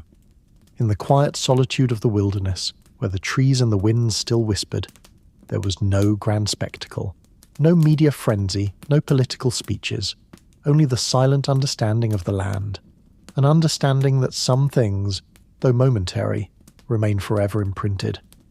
The stories would be told for decades, for centuries. The myth of the Tsar Bomba would live on, a reminder of the unchecked thirst for power of men who dared to touch the sky, only to find themselves looking down into the abyss. Perhaps, in some way, the explosion had sent ripples into the lives of everyone it touched, whether they knew it or not. A whisper to every government leader in the West, a flicker in the eyes of the children growing up under its shadow, the aged hands of farmers whose crops would later show the signs of radiation, and the generals who would forever remember that night of fire. In the silence that followed the bomb, there was space for reflection, for introspection, for the deeper questions that often fade amidst the hum of daily life. Could this kind of destruction have been avoided? Could it ever be understood fully? Or was it simply the inevitable consequence of a world forever locked in the dance of empires, each vying for a hold over the future? But the Earth, in its quiet wisdom, did not need the answers to these questions. It simply bore witness. And in the days and years that followed, it would become clear. The Tsar Bomba was a name that would forever be etched into the collective memory of humankind, its story part of a larger ever-shifting narrative of power, destruction, and survival. And now, we too would be bound to those ripples, those echoes. We would carry them with us from the icy winds of Novaya Zemlya to the halls of world leaders, to the hearts of those who would come to know the magnitude of what had happened here. As the shadow of the Tsar Bomba loomed larger in history, its true impact would be felt far beyond the test zone. It was time, then, to move beyond the detonation itself and begin to reckon with the reverberations that travelled far and wide. There is a soundless power in the sky, a hum that vibrates the very air, stretching the limits of human perception. The Tsar Bomba, having exploded into the Arctic sky, was not content with remaining confined to the Russian wilderness. Its fury soared, reaching out into the atmosphere, leaving a trail in its wake, like a comet crashing into the fabric of our world. What followed in the moments after that explosion would be nothing short of extraordinary, even for an event already so historically charged. The Tsar Bomba's blast would send ripples not just through the physical Earth, but through the very atmosphere that surrounds us, pushing the boundaries of what is possible in ways even its creators couldn't have fully understood. The light across Europe. When the bomb detonated at 11:32 a.m. Moscow time on October 30th, 1961, the explosion, a fiery ball of unthinkable destruction, reached far beyond the horizon. The immediate effect was felt across Novaya Zemlya, but what happened next is less commonly known: light. Though the explosion itself was confined to the Arctic Circle, the flash of the Tsar Bomba was so intense that it lit up the skies across Europe. In some places as far as 1,000 kilometers away from the test site, the light was visible, even during daylight hours. It was as if the sun itself had been eclipsed by a second smaller sun, a fiery burst that left the earth bathed in a strange and eerie glow. In Sweden, people described the unusual light filtering through their windows, casting long shadows and an unnatural illumination upon their streets. It was not just a flash, like lightning, but a sustained light that seemed to breathe with its own energy, a stark reminder of the force being unleashed in the icy north. Those who saw it could do nothing but wonder, what could cause such a phenomenon? This flash was not only visible to the naked eye, its very existence was captured by the sensitive instruments used by scientists across Europe.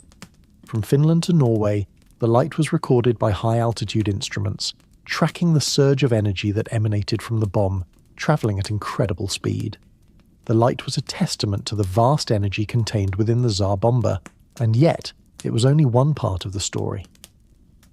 The shockwave circles the Earth. The true scale of Tsar Bomba's power becomes apparent when you consider its shockwave, an invisible force that sped through the atmosphere as if the Earth itself had been punched. At the moment of detonation, the pressure released from the bomb created a shockwave that spread out in every direction. This was no ordinary shockwave. This was a wave that could circle the Earth multiple times. Scientists using sensitive seismographs recorded the first shockwave within minutes of the detonation. This was no mere ripple in the air. It was a force so immense that the wave travelled not just across Russia, not just across the Arctic, but across the entire globe.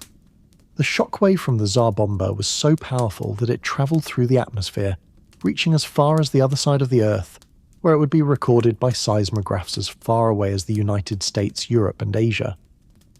With each trip around the world, the shockwave lost energy, but it continued to echo across the globe for hours, even days. The Earth, in a way, seemed to remember that moment. As the shockwave circled, it wasn't just an event happening in the moment. It was a mark, a reminder of the tremendous power humanity had unleashed. The shockwave itself was a soundless but powerful echo, a reverberation through the fabric of the planet. The seismic records. More than just the light and the shockwave, the Tsar Bomba's detonation also left a permanent signature in the world's seismic records. Geologists and seismologists, who measure the vibrations of the Earth, were the first to realize the true scale of what had just happened. These instruments, which are often used to monitor earthquakes, were able to pick up the vibrations caused by the Tsar Bomba, despite its detonation taking place far from any populated area. The seismic waves generated by the explosion travelled at a speed greater than sound and upon reaching the Earth's surface, left a distinct record. They travelled so far that in some places the ground shook with a force that could only be explained by something extraordinary. Even more fascinating was the speed at which these waves moved. It's estimated that the shock wave from the Tsar Bomba travelled at over 1,000 kilometers per hour, the same speed as a commercial jet, as it circled the globe. These seismic readings are not just technical data. They are, in a sense, the footprints left behind by the bomb, a marker in history that can still be traced today. It is these waves, both seismic and atmospheric, that tell us just how vast the Tsar Bomba's power truly was. While the bomb's immediate effects were concentrated on Novaya Zemlya, the long-lasting impressions it left on the Earth itself are still part of our history. The sky, the Earth, and the silent awe. Yet, for all the technological marvels and scientific facts, there is something deeply awe-inspiring about the aftermath of the Tsar Bomba. Beyond the scientific reports and the seismic data, what is most remarkable is the silence that follows, the quiet aftermath that remains with those who bear witness to such an event. For the men and women who were stationed in the Arctic that day, and for those who felt the shockwaves ripple across the world, there was a silence. It was a silence filled with unspoken recognition, the kind of silence that comes after realizing the full magnitude of what has occurred. What was, in essence, a technological achievement, an experiment in power, war, and deterrence, became something far greater in the eyes of those who witnessed it. For in the light of that flash, the circle of the Earth, the pulse of the shock wave, and the deep vibrations in the Earth itself, humanity was reminded of how fragile it truly is. The Tsar Bomba was a demonstration of absolute power, and in that, an unsettling reminder of our place in the vastness of nature. As we reflect on these facts, with their quiet power and their unsettling beauty, we must ask ourselves, what do we do with such knowledge? How do we integrate such a monumental yet intimate event into our understanding of ourselves as a species? The echoes of the Tsar Bomba still linger in the sky, in the Earth's seismic records, and in the collective memory of humanity. And so, we continue. The sky carries its whispers, the Earth holds its scars, but as time presses on, we are reminded of the delicate balance between creation and destruction, and the lessons we must learn in the silence after the roar. The Tsar Bomba's explosion reverberated in ways far beyond the confines of its immediate impact. It was as though the Earth itself had inhaled deeply and exhaled in a single, thunderous burst, sending ripples through the fabric of space and time. The shockwave, a silent titan, travelled like a whisper at the edge of a storm, circumnavigating the globe. Imagine it. A pulse, a vibration, a tremor that brushed against the very core of the Earth. Seismic records captured its slow rhythmic ripples, as though the planet itself was quietly remembering the violence that had just unfolded above its surface. For hours, the Earth seemed to tremble under the weight of it.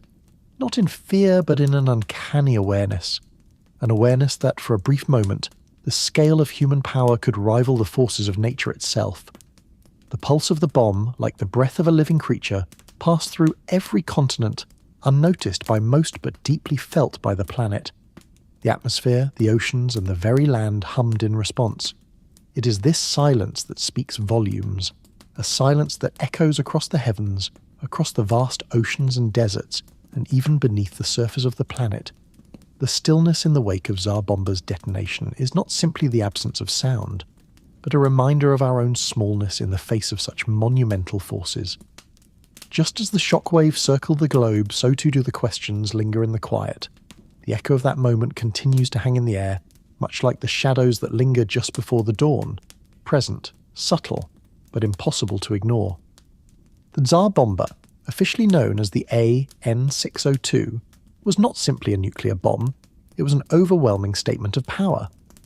When it detonated on October 30th, 1961, it sent a shockwave not just through the ground, but through the geopolitical landscape. The Soviets had engineered a bomb of such magnitude that its mere existence could alter the course of history. Yet, in a world defined by secrecy, the true nature of this weapon would not be immediately apparent to the global community. Its existence, despite the Soviet Union's best efforts, would be slowly uncovered by a combination of international monitoring, environmental evidence, and intelligence gathering. The Soviet Union's secrecy around the bomb was calculated. Just as they had done with earlier nuclear tests, they did everything in their power to obscure the details of their weapon programs. However, the Tsar Bomba was so massive, so audacious in its design, that it became nearly impossible to conceal its detonation. The bomb was detonated on Novaya Zemlya, an isolated archipelago deep within the Arctic Circle, strategically chosen for its remoteness.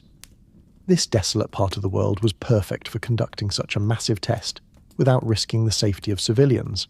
However, the Soviet planners could not account for the many unintended consequences of detonating a bomb of such unparalleled power. Almost immediately, the test left a series of clues in its wake, and it became clear to the global community that something catastrophic had occurred. The explosion, powerful enough to be detected from space, was the first sign that the Soviets were hiding something big. The light from the blast was so intense that it was seen across Europe, in areas as far as Norway, Sweden, and Finland. What was truly remarkable was that, although the Soviet Union had tried to keep the specifics of the test under wraps, the evidence of the blast was visible to anyone with a keen eye, or in some cases, anyone with access to a functioning seismograph. But it wasn't just the light that betrayed the test. The Tsar Bomba sent shockwaves through the Earth, so powerful that they were recorded not just in the nearby region, but across the globe. These seismic waves, similar to those produced by an earthquake, were picked up by seismographs in places like the United States, Western Europe, and even as far as Japan. Scientists began to notice strange patterns, unlike any previously recorded nuclear tests. The Tsar Bomba's shockwave was so large that it circled the Earth 3 times, a phenomenon never before seen in any other atomic or hydrogen explosion. At the time, it wasn't clear whether the tremors were the result of a natural disaster, or if they were linked to a new type of Soviet weapon.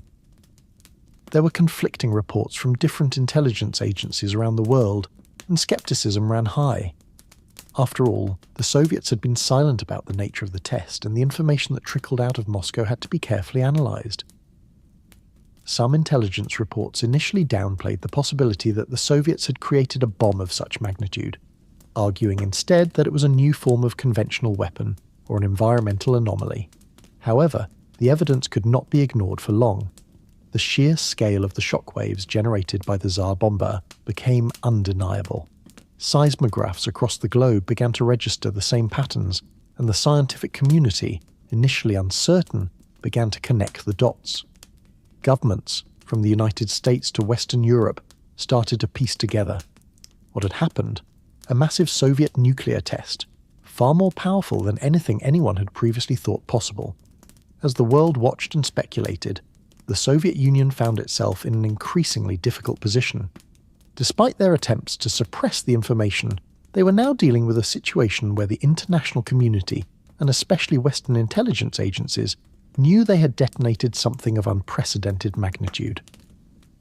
The Soviets initially tried to downplay the event, claiming that the explosion was a small test of a peaceful nuclear device, a claim that was as absurd as it was feeble. It was obvious to anyone analysing the event that this was not just another nuclear test. This was a message, a statement of Soviet power. In an attempt to maintain control over the narrative, the Soviet Union resorted to the old tactic of disinformation. Soviet officials fed conflicting reports, suggesting the explosion was merely a test of a new type of device, or that it had been a routine detonation for testing purposes. They also maintained a strict silence on the true size and power of the bomb, avoiding any details that could give the West an accurate understanding of its magnitude. But as the days passed, and as more reports came in from intelligence agencies, the truth became harder to conceal. Witnesses in nearby countries began reporting strange phenomena. The sky was lit up with an unearthly glow, the air was filled with a strange pressure, and the shockwave rattled windows thousands of kilometers away. The Soviets had no choice but to admit something had happened, even if they were reluctant to reveal the full extent of it. The bomb's undeniable magnitude, both in its size and its impact on the world, meant that the Tsar Bomba could not be kept a secret for long. Despite the Soviet Union's best efforts to maintain control, the world began to understand the implications of what had been detonated in the Arctic Circle. What was meant to be a quiet display of Soviet strength had become a global event, one that would shape the rest of the Cold War and leave a permanent mark on history. The Tsar Bomba's slow leak of information wasn't just about the bomb itself. It was a slow revelation about the power dynamics between the US and the USSR, about the lengths each side was willing to go to hide its true military capabilities. What began as a calculated secret turned into one of the most explosive revelations of the Cold War. The world would never again look at nuclear weapons in the same way. As the Tsar Bomba detonated on October 30th, 1961, a shockwave reverberated not only through the Earth, but also through the halls of intelligence agencies across the globe. While the Soviets had carefully orchestrated a veil of secrecy around the bomb, the world's intelligence apparatuses went into overdrive, attempting to uncover what had truly happened in the remote wastes of Novaya Zemlya. What was initially seen as a curious anomaly quickly became a global obsession. For the United States, the United Kingdom, and other Cold War adversaries, understanding the specifics of the Tsar Bomba became crucial, not just for military strategy, but for diplomatic leverage during a tense period of East-West relations. The role of the CIA and Western agencies. When the bomb detonated, the first major intelligence response came from the US government, specifically from the CIA and the newly established Defense Intelligence Agency, DIA. They had long suspected that the Soviets were pursuing an arms race that would culminate in the development of hydrogen bombs far more powerful than anything the West had developed. However, Even the most seasoned analysts were unprepared for the scale of the explosion they were about to witness. For years, intelligence agencies had relied on a variety of sources to monitor Soviet activity, from human spies and defectors to intercepted communications and satellite imagery. The Soviets, by this point in the Cold War, had already detonated several nuclear devices, and the global intelligence community had gotten accustomed to detecting their tests. But nothing, not even the most sophisticated spy networks, could have prepared them for the scale of the Tsar Bomba. In the wake of the explosion, the United States and NATO quickly began gathering intelligence to determine the true size and nature of the test. The US Air Force had long used a network of sophisticated monitoring tools to detect nuclear tests, a network that relied heavily on seismic, acoustic, and radiological data. These detection methods, which had been developed during previous tests, were now being employed in a desperate race to understand the scale of the Tsar Bomba explosion. The seismic waves from the bomb's detonation were so intense that they were recorded by seismographs as far away as California. Western analysts immediately began comparing these seismic readings with known data from previous nuclear tests to estimate the size of the explosion. What they found stunned them. The Tsar Bomba had released over 50 megatons of TNT, roughly 3,000 times more powerful than the atomic bombs dropped on Hiroshima and Nagasaki. This was far beyond anything the US had anticipated. The blast was so large, the shockwaves it sent out circled the Earth 3 times. Satellite surveillance and reconnaissance. Simultaneously, satellite reconnaissance played a vital role in gathering intelligence about the test. By 1961, the US had already launched the first reconnaissance satellites, including the Corona series, which had begun to provide high-resolution imagery of Soviet military installations and test sites. Even though these early satellites didn't have the clarity of modern-day systems, they were still able to provide valuable insight into the movements of Soviet military units and the location of nuclear testing sites. As news of the detonation spread across the globe, satellite photos of the test site were analysed with intense scrutiny. Despite Soviet efforts to keep the area concealed, photographs taken before and after the detonation revealed significant changes in the landscape. The images showed the test site of Novaya Zemlya, where the bomb had been dropped. At ground zero, there were clear signs of devastation. The landscape had been utterly transformed. The area around the epicenter burned and blasted into a state of devastation. In the weeks following the test, satellite imagery helped analysts piece together what had actually happened. The bomb's detonation had left massive craters in the ground, some as deep as 10 meters, 33 feet. These images were crucial in confirming the scale of the explosion and helping the intelligence agencies determine the bomb's yield with a high degree of accuracy. But it wasn't just about gathering evidence from space. Intelligence agencies also worked to decrypt Soviet communications and intercept any radio signals that could provide more information. The role of human intelligence and spies. In addition to technical and satellite intelligence, human intelligence played a key role in uncovering details about the Tsar Bomba. One of the more remarkable sources came from a few daring individuals within the Soviet system who defected to the West or secretly provided information.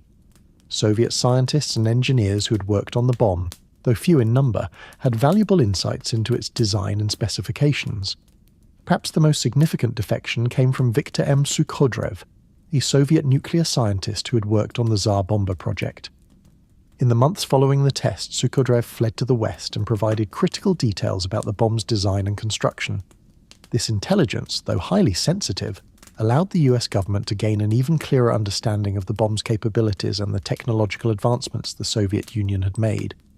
Additionally, there were rumors of Soviet military officers who had been on site during the detonation, and some of them, disillusioned with the Soviet regime, would later provide debriefings that filled in the gaps in the intelligence. These personal accounts were invaluable. They added texture and reality to the raw data collected by the intelligence community, and they painted a vivid picture of what it was like to witness the bomb's detonation up close. The CIA's analysis and response. Once the CIA and other intelligence agencies had gathered enough data, a wave of analysis began. In many ways, the Tsar Bomba test was a unique event, as it was the first time in the Cold War that such a large-scale nuclear explosion had been witnessed and documented by so many intelligence services. The analysis of this event had multiple layers. understanding the bomb's impact on the global balance of power, measuring the direct consequences on the environment, and also considering its psychological impact on both superpowers. The CIA's analysts worked tirelessly to determine how the bomb would affect US-Soviet relations. In some respects, the explosion could have been seen as a direct challenge to American military superiority. The Soviet Union had clearly shown that it was capable of building a weapon of previously unimaginable power. The US intelligence community had to grapple with how to respond, not only to the specific details of the Tsar Bomba, but also to the broader message it sent. The test was a declaration that the Soviet Union was capable of outpacing the United States in terms of nuclear weapons development, and the CIA's mission was to assess the consequences of this shift in the Cold War dynamic. In the coming years, intelligence agencies would continue to track Soviet developments in nuclear weapons, but the Tsar Bomba would remain a singular moment in history, a massive event that was impossible to ignore. Through careful analysis of satellite data, seismic readings, human intelligence, and classified documents, the global intelligence community pieced together the full extent of the Soviets' nuclear ambitions. The Tsar Bomba test had laid bare the lengths the Soviets were willing to go in their arms race with the United States. It had created a level of uncertainty and fear that reverberated across both superpowers, and, in the end, it had forever changed the course of the Cold War, ensuring that intelligence gathering, analysis, and response would become more critical than ever. The detonation of the Tsar Bomba reverberated far beyond the cold wilderness of Novaya Zemlya, reaching into the minds of policymakers, scientists, and citizens alike. Although the immediate physical effects of the test were contained within a remote part of the Soviet Union, its psychological effects rippled across the globe, becoming an enduring symbol of mankind's destructive potential. The bomb's sheer magnitude, the kind of weaponry never before imagined by most people, brought an air of foreboding into the Cold War discourse. It was no longer just a contest of military might, it was a battle for survival. The world had already been living under the shadow of nuclear weapons since the bombings of Hiroshima and Nagasaki, but Tsar Bomba brought something new, the spectre of complete annihilation, one far more ominous than ever before. For many in the West, the bomb signified the Soviets' reckless ambitions, and in some circles it became a symbol of impending doom, a whisper that the Cold War could spiral out of control at any moment. These fears were amplified by a series of incidents during the test that fed into the global narrative of anxiety. Not just the bomb itself, but what it represented. The global fear of overkill. The concept of overkill had existed before Tsar Bomba, but its scale had now been brought into a new and terrifying light. For those with access to intelligence, the bomb's explosive power represented not just a fear of the immediate fallout, but a signal of something larger, that the arms race was no longer confined to developing the most powerful weapons, but had entered a phase of grotesque excess. The idea that one weapon could obliterate everything in its path, essentially rendering entire regions uninhabitable, was almost too terrifying to grasp.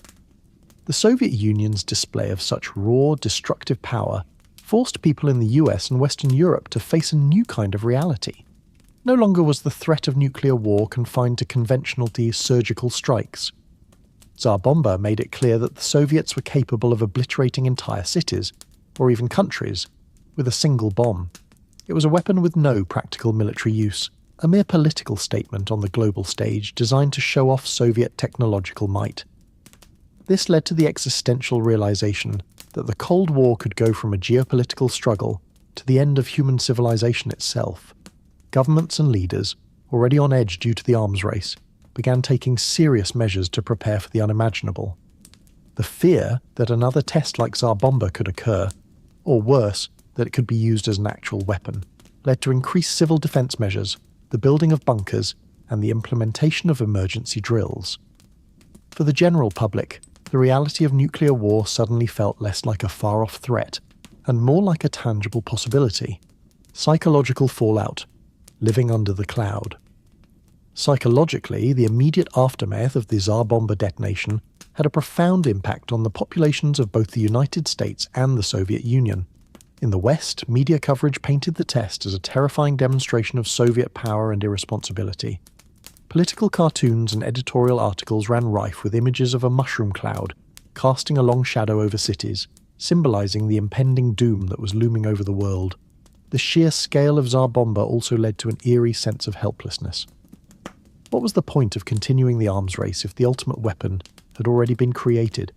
How could anyone possibly win in a nuclear war if the Soviets could detonate a bomb so devastating? There was a feeling that humanity was no longer in control of its future. The existential dread of nuclear annihilation began to seep into every aspect of public discourse. Families stocked up on canned goods. Governments drilled citizens on how to survive a nuclear attack. The spectre of the Tsar Bomba cast its shadow over everything, even as it remained thousands of miles away. On the Soviet side, however, the explosion of Tsar Bomba came to represent more than just an experiment or political maneuver. It was a demonstration of Soviet strength, a moment of pride in the face of the West. But even within the Soviet ranks, the bomb's scale was met with mixed feelings. Some saw it as a necessary assertion of Soviet technological supremacy, while others worried about the long-term consequences of such reckless experimentation. The environmental and health repercussions of nuclear testing were already known, but the Tsar Bomba test had crossed a new threshold, leading to a silent unease even among Soviet scientists. The propaganda, a world remade by the bomb. While the Western world reacted with fear and anxiety, the Soviet Union, under Nikita Khrushchev's leadership, turned Tsar Bomba into a piece of Cold War propaganda. The test was framed as a symbol of Soviet strength and technological prowess. The bomb's immense power was intended to send a message. The Soviet Union was not just an equal player in the Cold War, but the superior force, capable of eclipsing the United States in nuclear capabilities. For Khrushchev, Tsar Bomba was more than just a weapon. It was a statement, a demonstration of the Soviet Union's might and its willingness to confront the US with unimaginable force. Soviet news reports and articles painted the bomb's creation and its detonation as a triumph of scientific achievement. Soviet citizens were encouraged to take pride in the fact that their country had developed such an enormous weapon. However, there were moments of subtle discomfort too, even within Soviet propaganda. The vast majority of the population had no understanding of the true nature of the Tsar Bomba or the dangers it posed. The bomb was framed as something distant, part of the remote world of military science and government decisions. Yet even as the Soviet government paraded the bomb as a victory, those involved in the test knew that it carried tremendous risks, even if they weren't immediately visible. The whisper of mutually assured destruction. The Tsar Bomba, as much a product of Cold War rivalry as of military necessity, reinforced the doctrine of mutually assured destruction, MAD, which held that a nuclear war between the superpowers would result in the total annihilation of both. This doctrine, already established during the late 1950s, found new meaning in the Tsar Bomba test. The idea was no longer abstract, it was a terrifying reality. The whisper of doom wasn't just in the minds of politicians or military strategists. It reached the masses through newspapers, books, and films. There were warnings, and they were loud. Nuclear weapons had the potential to end the world. These were not the quiet, philosophical rumblings of academic theorists. These were real, terrifying concepts that had become a part of everyday life. In the US, books like Alas, Babylon, 1959, which depicted the aftermath of a nuclear apocalypse, gained popularity during this time. Meanwhile, film and television began to reflect the growing fears of nuclear warfare, with movies such as Dr. Strangelove, 1964, and On the Beach, 1959, presenting dark, dystopian visions of the world after a nuclear war. Even the most mundane of daily conversations were laced with speculation about what would happen if nuclear war were ever to break out, and Tsar Bomba was to many the symbol of the deadliest weapon that could possibly exist. The detonation of the Tsar Bomba on October 30th, 1961, sent shockwaves not only through the ground beneath Novaya Zemlya, but also through the corridors of power across the world. Though the bomb's explosive power was confined to the remote Russian Arctic, its political reverberations spread far beyond the Soviet Union, challenging the delicate balance of diplomacy during one of the most tense periods in modern history, the Cold War. For leaders in both the Soviet Union and the United States, the Tsar Bomba test was both a signal of Soviet strength and a frightening reminder of the devastating potential of nuclear weapons. While the immediate reaction to Tsar Bomba came in the form of shock, fear, and awe, its long-term impact was felt in the way global diplomacy was reshaped. The question that lingered after the bomb exploded, "What now?" became the focal point of the next phase in Cold War diplomacy. In this new phase, the once clear boundary lines between geopolitical competition, arms proliferation, and nuclear escalation became blurred. The reality of mutual annihilation hovered like a dark cloud, and both superpowers found themselves in a high-stakes diplomatic game that would shape the future of international relations for decades. Khrushchev's gamble, propaganda, and global posturing. For Soviet Premier Nikita Khrushchev, the Tsar Bomba test was, in many ways, a calculated move in the global propaganda war. The Soviet Union had already invested considerable effort into presenting itself as an equal superpower to the United States, and the success of the Tsar Bomba was meant to be the crowning achievement of this image. The bomb's massive scale demonstrated not just military might, but also technological and industrial prowess. In the world of Cold War geopolitics, Khrushchev knew that demonstrating his country's ability to construct such a terrifying weapon would put the Soviet Union at the top of the nuclear arms race.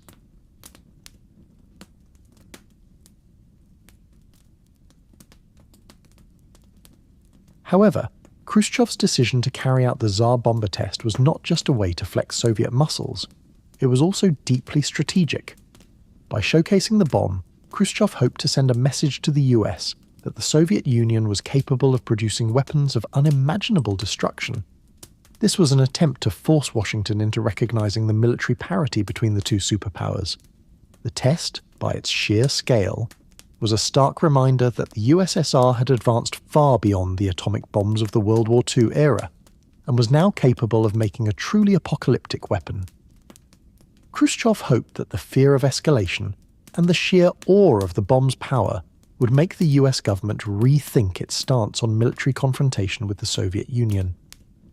But Khrushchev's actions came with unintended consequences. While the bomb's explosive power shocked the world, it also led to significant changes in diplomatic circles.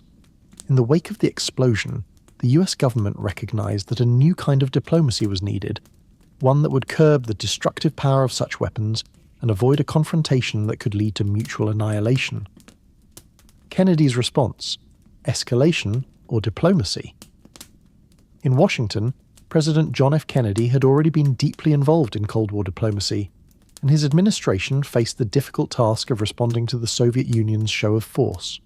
Kennedy, a Cold War president known for his handling of the Cuban Missile Crisis just 3 years earlier, understood the fragility of the situation.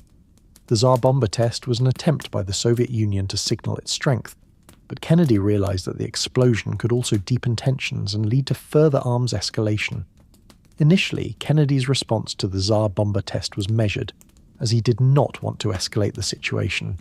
He understood that the global reaction to the Soviet demonstration could influence public opinion in both the United States and Europe.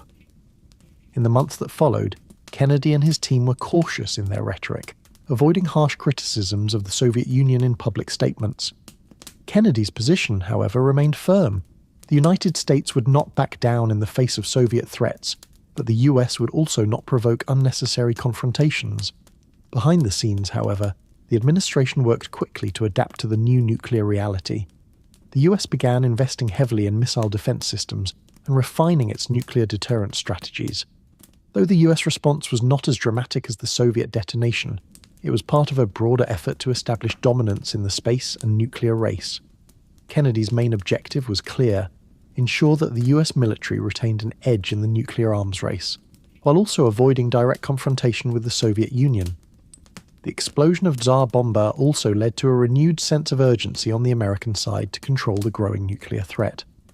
The rhetoric surrounding the arms race was no longer simply about dominance, but about survival, and Kennedy began to place greater emphasis on arms control and strategic stability. The Cuban Missile Crisis had already shown how close the world could come to global nuclear war. Now, with the Tsar Bomba test, the threat felt more immediate, more undeniable. The United Nations and global reactions. Though the Tsar Bomba test was a clear statement of Soviet power, the global reaction was mixed. Many nations, especially in Europe, viewed the bomb as an example of the extreme risks posed by the Cold War arms race. nations that were not directly involved in the superpower struggle feared that the bomb's explosion would raise the stakes to a new level of unpredictability, and the possibility of nuclear war seemed more real than ever before. International organisations like the United Nations, UN, were quick to respond to the test. The UN in particular called for an immediate cessation of nuclear testing. The event led to widespread discussions about the dangers of nuclear proliferation and the need for global disarmament. Countries like the United Kingdom, Canada and France, which were part of the Western Alliance, expressed concerns about the Soviet Union's willingness to engage in an arms race that could spiral out of control. In the broader global context, nations began to examine their own nuclear policies and the dangers of unchecked escalation. The test became a rallying point for anti-nuclear movements, especially in Europe. Protests against nuclear weapons gained momentum, with a growing public demand for nuclear arms control. As much as the Soviet Union had intended the test to reinforce its dominance, it had inadvertently provided the moral high ground to countries pushing for peace and arms regulation. The long-term impact on détente and arms control. Despite the dramatic escalation of nuclear tensions after the Tsar Bomba test, the diplomatic fallout ultimately contributed to the beginning of a thaw in relations between the superpowers. In 1963, just 2 years after the Tsar Bomba test, the US and the Soviet Union signed the Partial Test Ban Treaty, which prohibited all nuclear weapon tests except those conducted underground. This was a direct result of the growing fears about the environmental and human costs of nuclear testing, as well as the recognition that arms races of such magnitude were unsustainable. Tsar Bomba had demonstrated the raw power of nuclear weapons in a way that could not be ignored. While the immediate aftermath saw heightened tensions, it ultimately led to new diplomatic efforts to contain the threat of nuclear war. The bomb, a symbol of the destructive potential of human technology, pushed both the US and the Soviet Union toward the realization that mutually assured destruction was not a game they could afford to play. The legacy of Tsar Bomba in Cold War diplomacy. Looking back on the Tsar Bomba test, it becomes clear that it marked a turning point in Cold War diplomacy. The test had forced both the US and the Soviet Union to reconsider their nuclear strategies, laying the groundwork for later arms control agreements, such as the Strategic Arms Limitation Talks, SALT, and the eventual signing of the Comprehensive Nuclear Test Ban Treaty, CTBT. While the bomb itself was a symbol of fear and destruction, its legacy was one of cautious optimism in the pursuit of disarmament, setting the stage for the eventual easing of Cold War tensions. In the years following Tsar Bomba, the world would never forget the chilling reminder of just how close humanity had come to the brink of annihilation. But the test also served as a catalyst for change, prompting nations to come together, albeit slowly and painfully, to address the most profound threat humanity had ever known. And in the shadow of the mushroom cloud, diplomacy began to find a new path towards stability, one that acknowledged the weight of history and the fragility of the human future. The Tsar Bomba's detonation, in all its terrifying might, was more than just an event in history. It was a pivotal moment in the ongoing dialogue between human invention and the existential consequences of our creations. The bomb, which left Novaya Zemlya scorched and trembling, raised fundamental questions about the very nature of power, morality, and human agency. In the glow of its destructive force, we're compelled to confront our own hubris and to ask, why, despite knowing the devastating potential of such a weapon, do we continue to create it?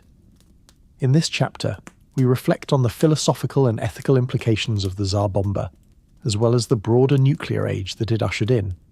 Drawing on the thoughts of scientists, politicians, and thinkers like J. Robert Oppenheimer, the father of the atomic bomb, and Cold War intellectuals, we explore the paradox of humanity's unyielding drive to both create and destroy. The weight of invention. The creation of the atomic bomb was, in many ways, a triumph of human intellect. It was a stunning achievement of physics and engineering, a brilliant demonstration of how far humanity could push the limits of understanding. Yet this very triumph became an irreversible step into an abyss of moral uncertainty. The moment the bomb was unleashed on Hiroshima and Nagasaki, the human race realized that it had invented something that could bring about its own annihilation. Oppenheimer, who oversaw the Manhattan Project, famously quoted the Hindu scripture, the Bhagavad Gita, after witnessing the first test of the bomb: "Now I am become death, the destroyer of worlds." These words encapsulate the intense internal conflict that Oppenheimer and many of his contemporaries felt in the wake of their invention. The bomb was both a scientific marvel and a symbol of mankind's dark potential. It was as if humanity had unlocked Pandora's box, and once the lid was lifted, there was no turning back. The Tsar Bomba, though far larger than the bombs dropped on Japan, echoed this same paradox. A technological marvel on an unprecedented scale, it was an embodiment of mankind's quest for mastery over the natural world. Yet it was also an undeniable symbol of human fragility and the limits of control. The bomb's sheer scale forced humanity to reckon with the terrifying idea that we had made something so powerful, so uncontrollable, that it could obliterate life as we know it in an instant.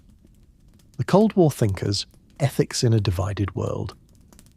During the Cold War, intellectuals and philosophers were drawn into the conversation surrounding the bomb and how nuclear weapons fit into the ethics of modern society. In the ideological struggle between the East and West, the bomb was seen as both a tool of deterrence and a symbol of totalitarian ambition. But beyond the political rhetoric, thinkers began to ask deeper questions about the morality of possessing such destructive weapons.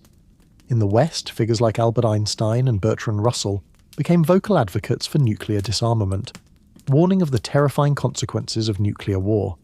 Russell in particular became an outspoken critic of the arms race, suggesting that the proliferation of nuclear weapons would lead to an existential crisis for humanity. He wrote extensively about the dangers of nuclear war, warning that even if a full-scale war was avoided, the threat of mutually assured destruction would hang over future generations like a sword of Damocles. For many intellectuals, the bomb symbolized a terrifying paradox of modern life. We had reached a point in technological progress where we could destroy ourselves with the very creations that were supposed to elevate our civilization. And yet, in this very moment of self-destruction, we continued to pursue more advanced weapons, deeper into the arms race. Was it possible to create such power without eventually succumbing to it? The question of hubris. Can we control our own power?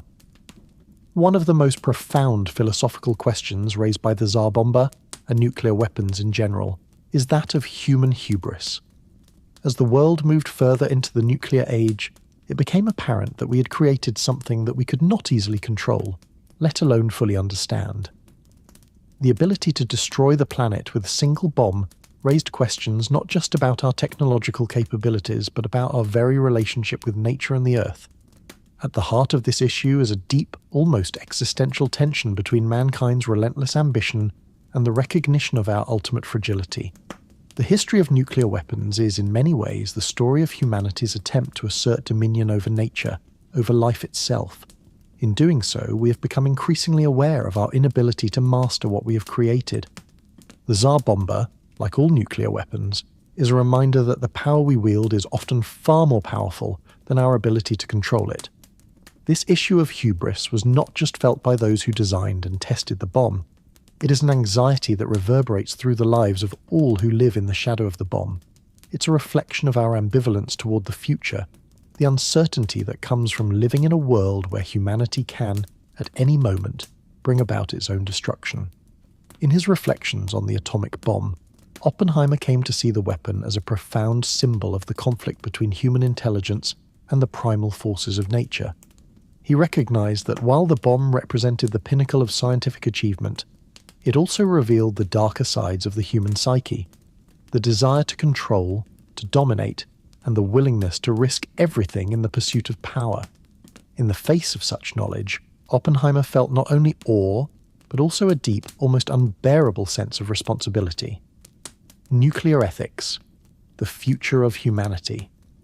As the Cold War progressed, and the world came to terms with the proliferation of nuclear weapons, new ethical frameworks were developed to address the moral implications of nuclear war.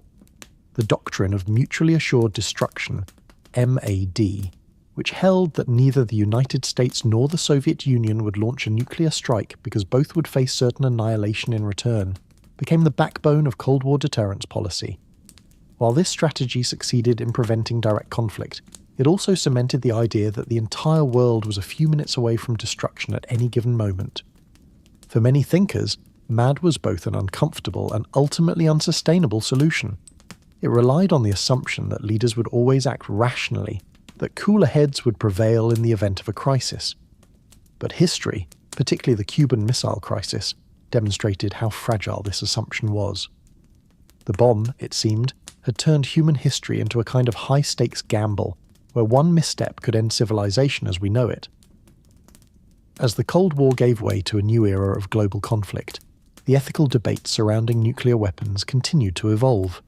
Philosophers like Michel Foucault, who grappled with the role of power and control in modern societies, began to question not only the morality of nuclear weapons, but the broader power dynamics that gave rise to them.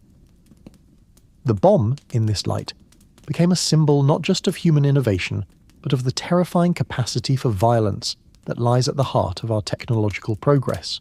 The aftermath is their redemption. In the years after the explosion of Tsar Bomba and the escalation of the nuclear arms race, the world began to reconsider the role of nuclear weapons in society. International arms control agreements, like the Partial Test Ban Treaty and the eventual Nuclear Non-Proliferation Treaty, NPT, aim to reduce the global stockpile of nuclear weapons and prevent further tests. Yet, the ethical questions raised by the bomb, the conflict between human ingenuity and self-preservation, the tension between security and morality, continue to haunt us. As we reflect on the legacy of Tsar Bomba and its role in the history of nuclear weapons, we must confront the uncomfortable truth that the bomb is not just a relic of the Cold War. It is a symbol of the future that we are still building, one where technological progress and existential risk are inextricably linked. The questions raised by the bomb about our responsibility to future generations, our understanding of power, and our relationship with the natural world remain unanswered. In the end, the philosophy of the bomb challenges us to think deeply about what it means to be human in an age where we have the power to destroy, but also the potential to create and heal. The question remains, can we learn from the legacy of the Tsar Bomba, or will we continue to push the boundaries of our own destruction? In this quiet reflection, we are forced to ask ourselves, what kind of world do we want to live in, and how much are we willing to risk to maintain it? The Tsar Bomba's detonation reverberates through history, but here, in the frigid expanse of Novaya Zemlya, all is still. The winds have long since carried away the shockwaves, and the land, once scarred by the explosion, now lies in a state of eerie repose. The ghostly remnants of military installations, the remnants of man's ambition and folly, are slowly being reclaimed by nature. The haunting silence of the tundra, stretched beneath the eternal winter sky, offers a final sombre reflection on the legacy of the bomb. There is no drama left in this land, just the soft, quiet sigh of time. In this final chapter, we move through the desolate landscape under the cold starlight, walking with the heavy memory of the past in our hearts. The frozen earth seems to hold the weight of the explosion's aftermath, but it also speaks of time's quiet power to erase, to reclaim, and to make us forget. A walk under starlight. The journey takes us across the barren landscape, where the snowdrifts rise like spectral waves. The Tsar Bomba was detonated here, this barren place where the silence of the Arctic seems to swallow everything whole. And yet, though it is a land of stillness, it is not devoid of life. In the quiet, under the stars, one might hear the faint rustling of the earth, the occasional cry of a distant bird, or the soft patter of animal paws in the snow. But it is a life in suspension, a life that remembers the world as it was and waits for the future to emerge from its frozen dreams. Here, in the shadow of the bomb, we see the stark truth of human existence, our fragile dominance over the world, our brief moments of creation, and our eventual retreat into the obscurity of time. We built the Tsar Bomba and tested it on this very land, hoping to change the world, to bring it into a new era of fear and power. But what has come of it? The test site, once filled with human ambition, is now a ghostly monument to what cannot be undone. The military bunkers are long abandoned, empty shells that no longer hum with the noise of human labour. The great machinery of war has ceased, but it has left something behind, something that we cannot escape.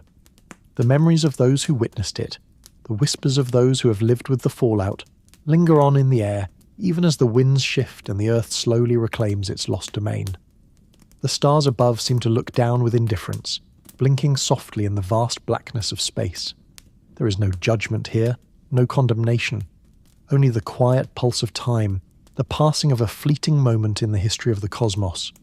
And as we walk beneath this celestial canopy, we are reminded of our place within it. We are not the masters of the world, nor are we the guardians of time. We are a part of it, as temporary as the wind that blows across this frozen land. Frost and forgetting. As we continue our journey through the night, the tundra seems to breathe with a quiet rhythm, a slow exhale of air that wraps itself around our thoughts, drawing them out of time and into the present. Here, in this place of forgotten ambition, there is no need to dwell on the past nor to fear the future. The frozen land has no place for regrets or hopes. It exists in the perpetual now, where time itself seems to stand still. In this stillness, there is a sense of forgetting, not as a loss, but as a release. The Tsar Bomba, the tests, the lives affected, they are all now a part of this land's story, but their echoes have faded into the distance. The land will remember, but it will not hold on to the past forever. Time moves forward, and in its quiet, measured pace, it erases even the most terrible of scars. For those who lived through the Tsar Bomba's explosion, the memories are slowly slipping into the fog of history. The people who once stood witness to its creation, the soldiers who trained for its detonation, the scientists who calculated its power, those who once bore the weight of the bomb's creation, are now far removed from it. The land itself, this cold and desolate place, has absorbed their presence. They are now part of its fabric, interwoven into the earth and sky, and like the bomb itself, they will one day be forgotten. The animals, the ice, the winds, all these things will endure long after we have gone. They will continue quietly and without complaint, while the human presence fades away. The Tsar Bomba was a moment in time, and in time it will become nothing more than a whisper in the wind, carried away by the frost, the eternal quiet. There is no need for grand conclusions here, no sweeping words to finish our journey through the Tsar Bomba's legacy. The quiet of the tundra speaks louder than any words ever could. The land, though scarred, remains. The stars above shine as they always have, and as we walk through this silence, we realize that it is not an absence, it is a presence. The land and the bomb are no longer separate. They are intertwined, inseparable, existing together in a kind of uneasy peace. The final thoughts that remain are not ones of fear, nor of rage, nor of sorrow. They are quiet thoughts, whispered in the cool night air. Thoughts that hum softly like the wind, like the gentle rustling of snowflakes on the ground. Thoughts that remind us of the fragility of life, of the fleeting nature of human endeavours, and of the ways in which the earth will go on long after we have vanished. And as we step deeper into the tundra, beneath the vast, indifferent stars, we are reminded that this quiet, this peace, may be the truest legacy of the Tsar Bomba. The bomb itself may be gone, but its ripples are eternal, and in this stillness, we learn to live with them. End of the journey. Our time in the Tsar Bomba zone has come to an end. The journey through its aftermath, through the cold starlight and the frozen silence, has led us to a place of understanding. An understanding not of power or destruction, but of the quiet that follows in their wake. The bomb, in all its terrifying brilliance, has left behind not just a scar on the land, but a reminder that time, in its endless march, erases even the most profound of human footprints. The tundra, for all its emptiness, holds a kind of wisdom. It is a place that does not speak of victory or defeat, but of the eternal rhythm of the earth. It is a place that does not judge, but simply exists. And in that existence we are reminded that, in the end, it is not the explosions that define us, but the stillness that follows them. The journey ends, but the tundra remains, silent, vast, and eternal. We have walked through the echoes of the Tsar Bomba, through the land that holds its memory in the cold expanse of snow and frost.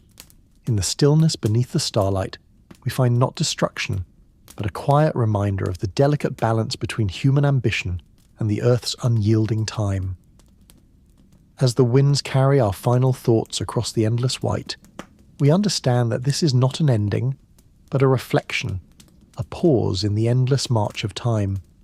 In the frozen silence, there is peace, and in that peace, a wisdom that only the earth can offer. The bomb, the test, and the human legacy may fade, but the land will endure, and in that endurance, we find both truth and stillness. Thank you for walking with me through this journey. As the world spins on, We leave behind our footprints in the snow, knowing that even the most powerful explosions eventually fall silent.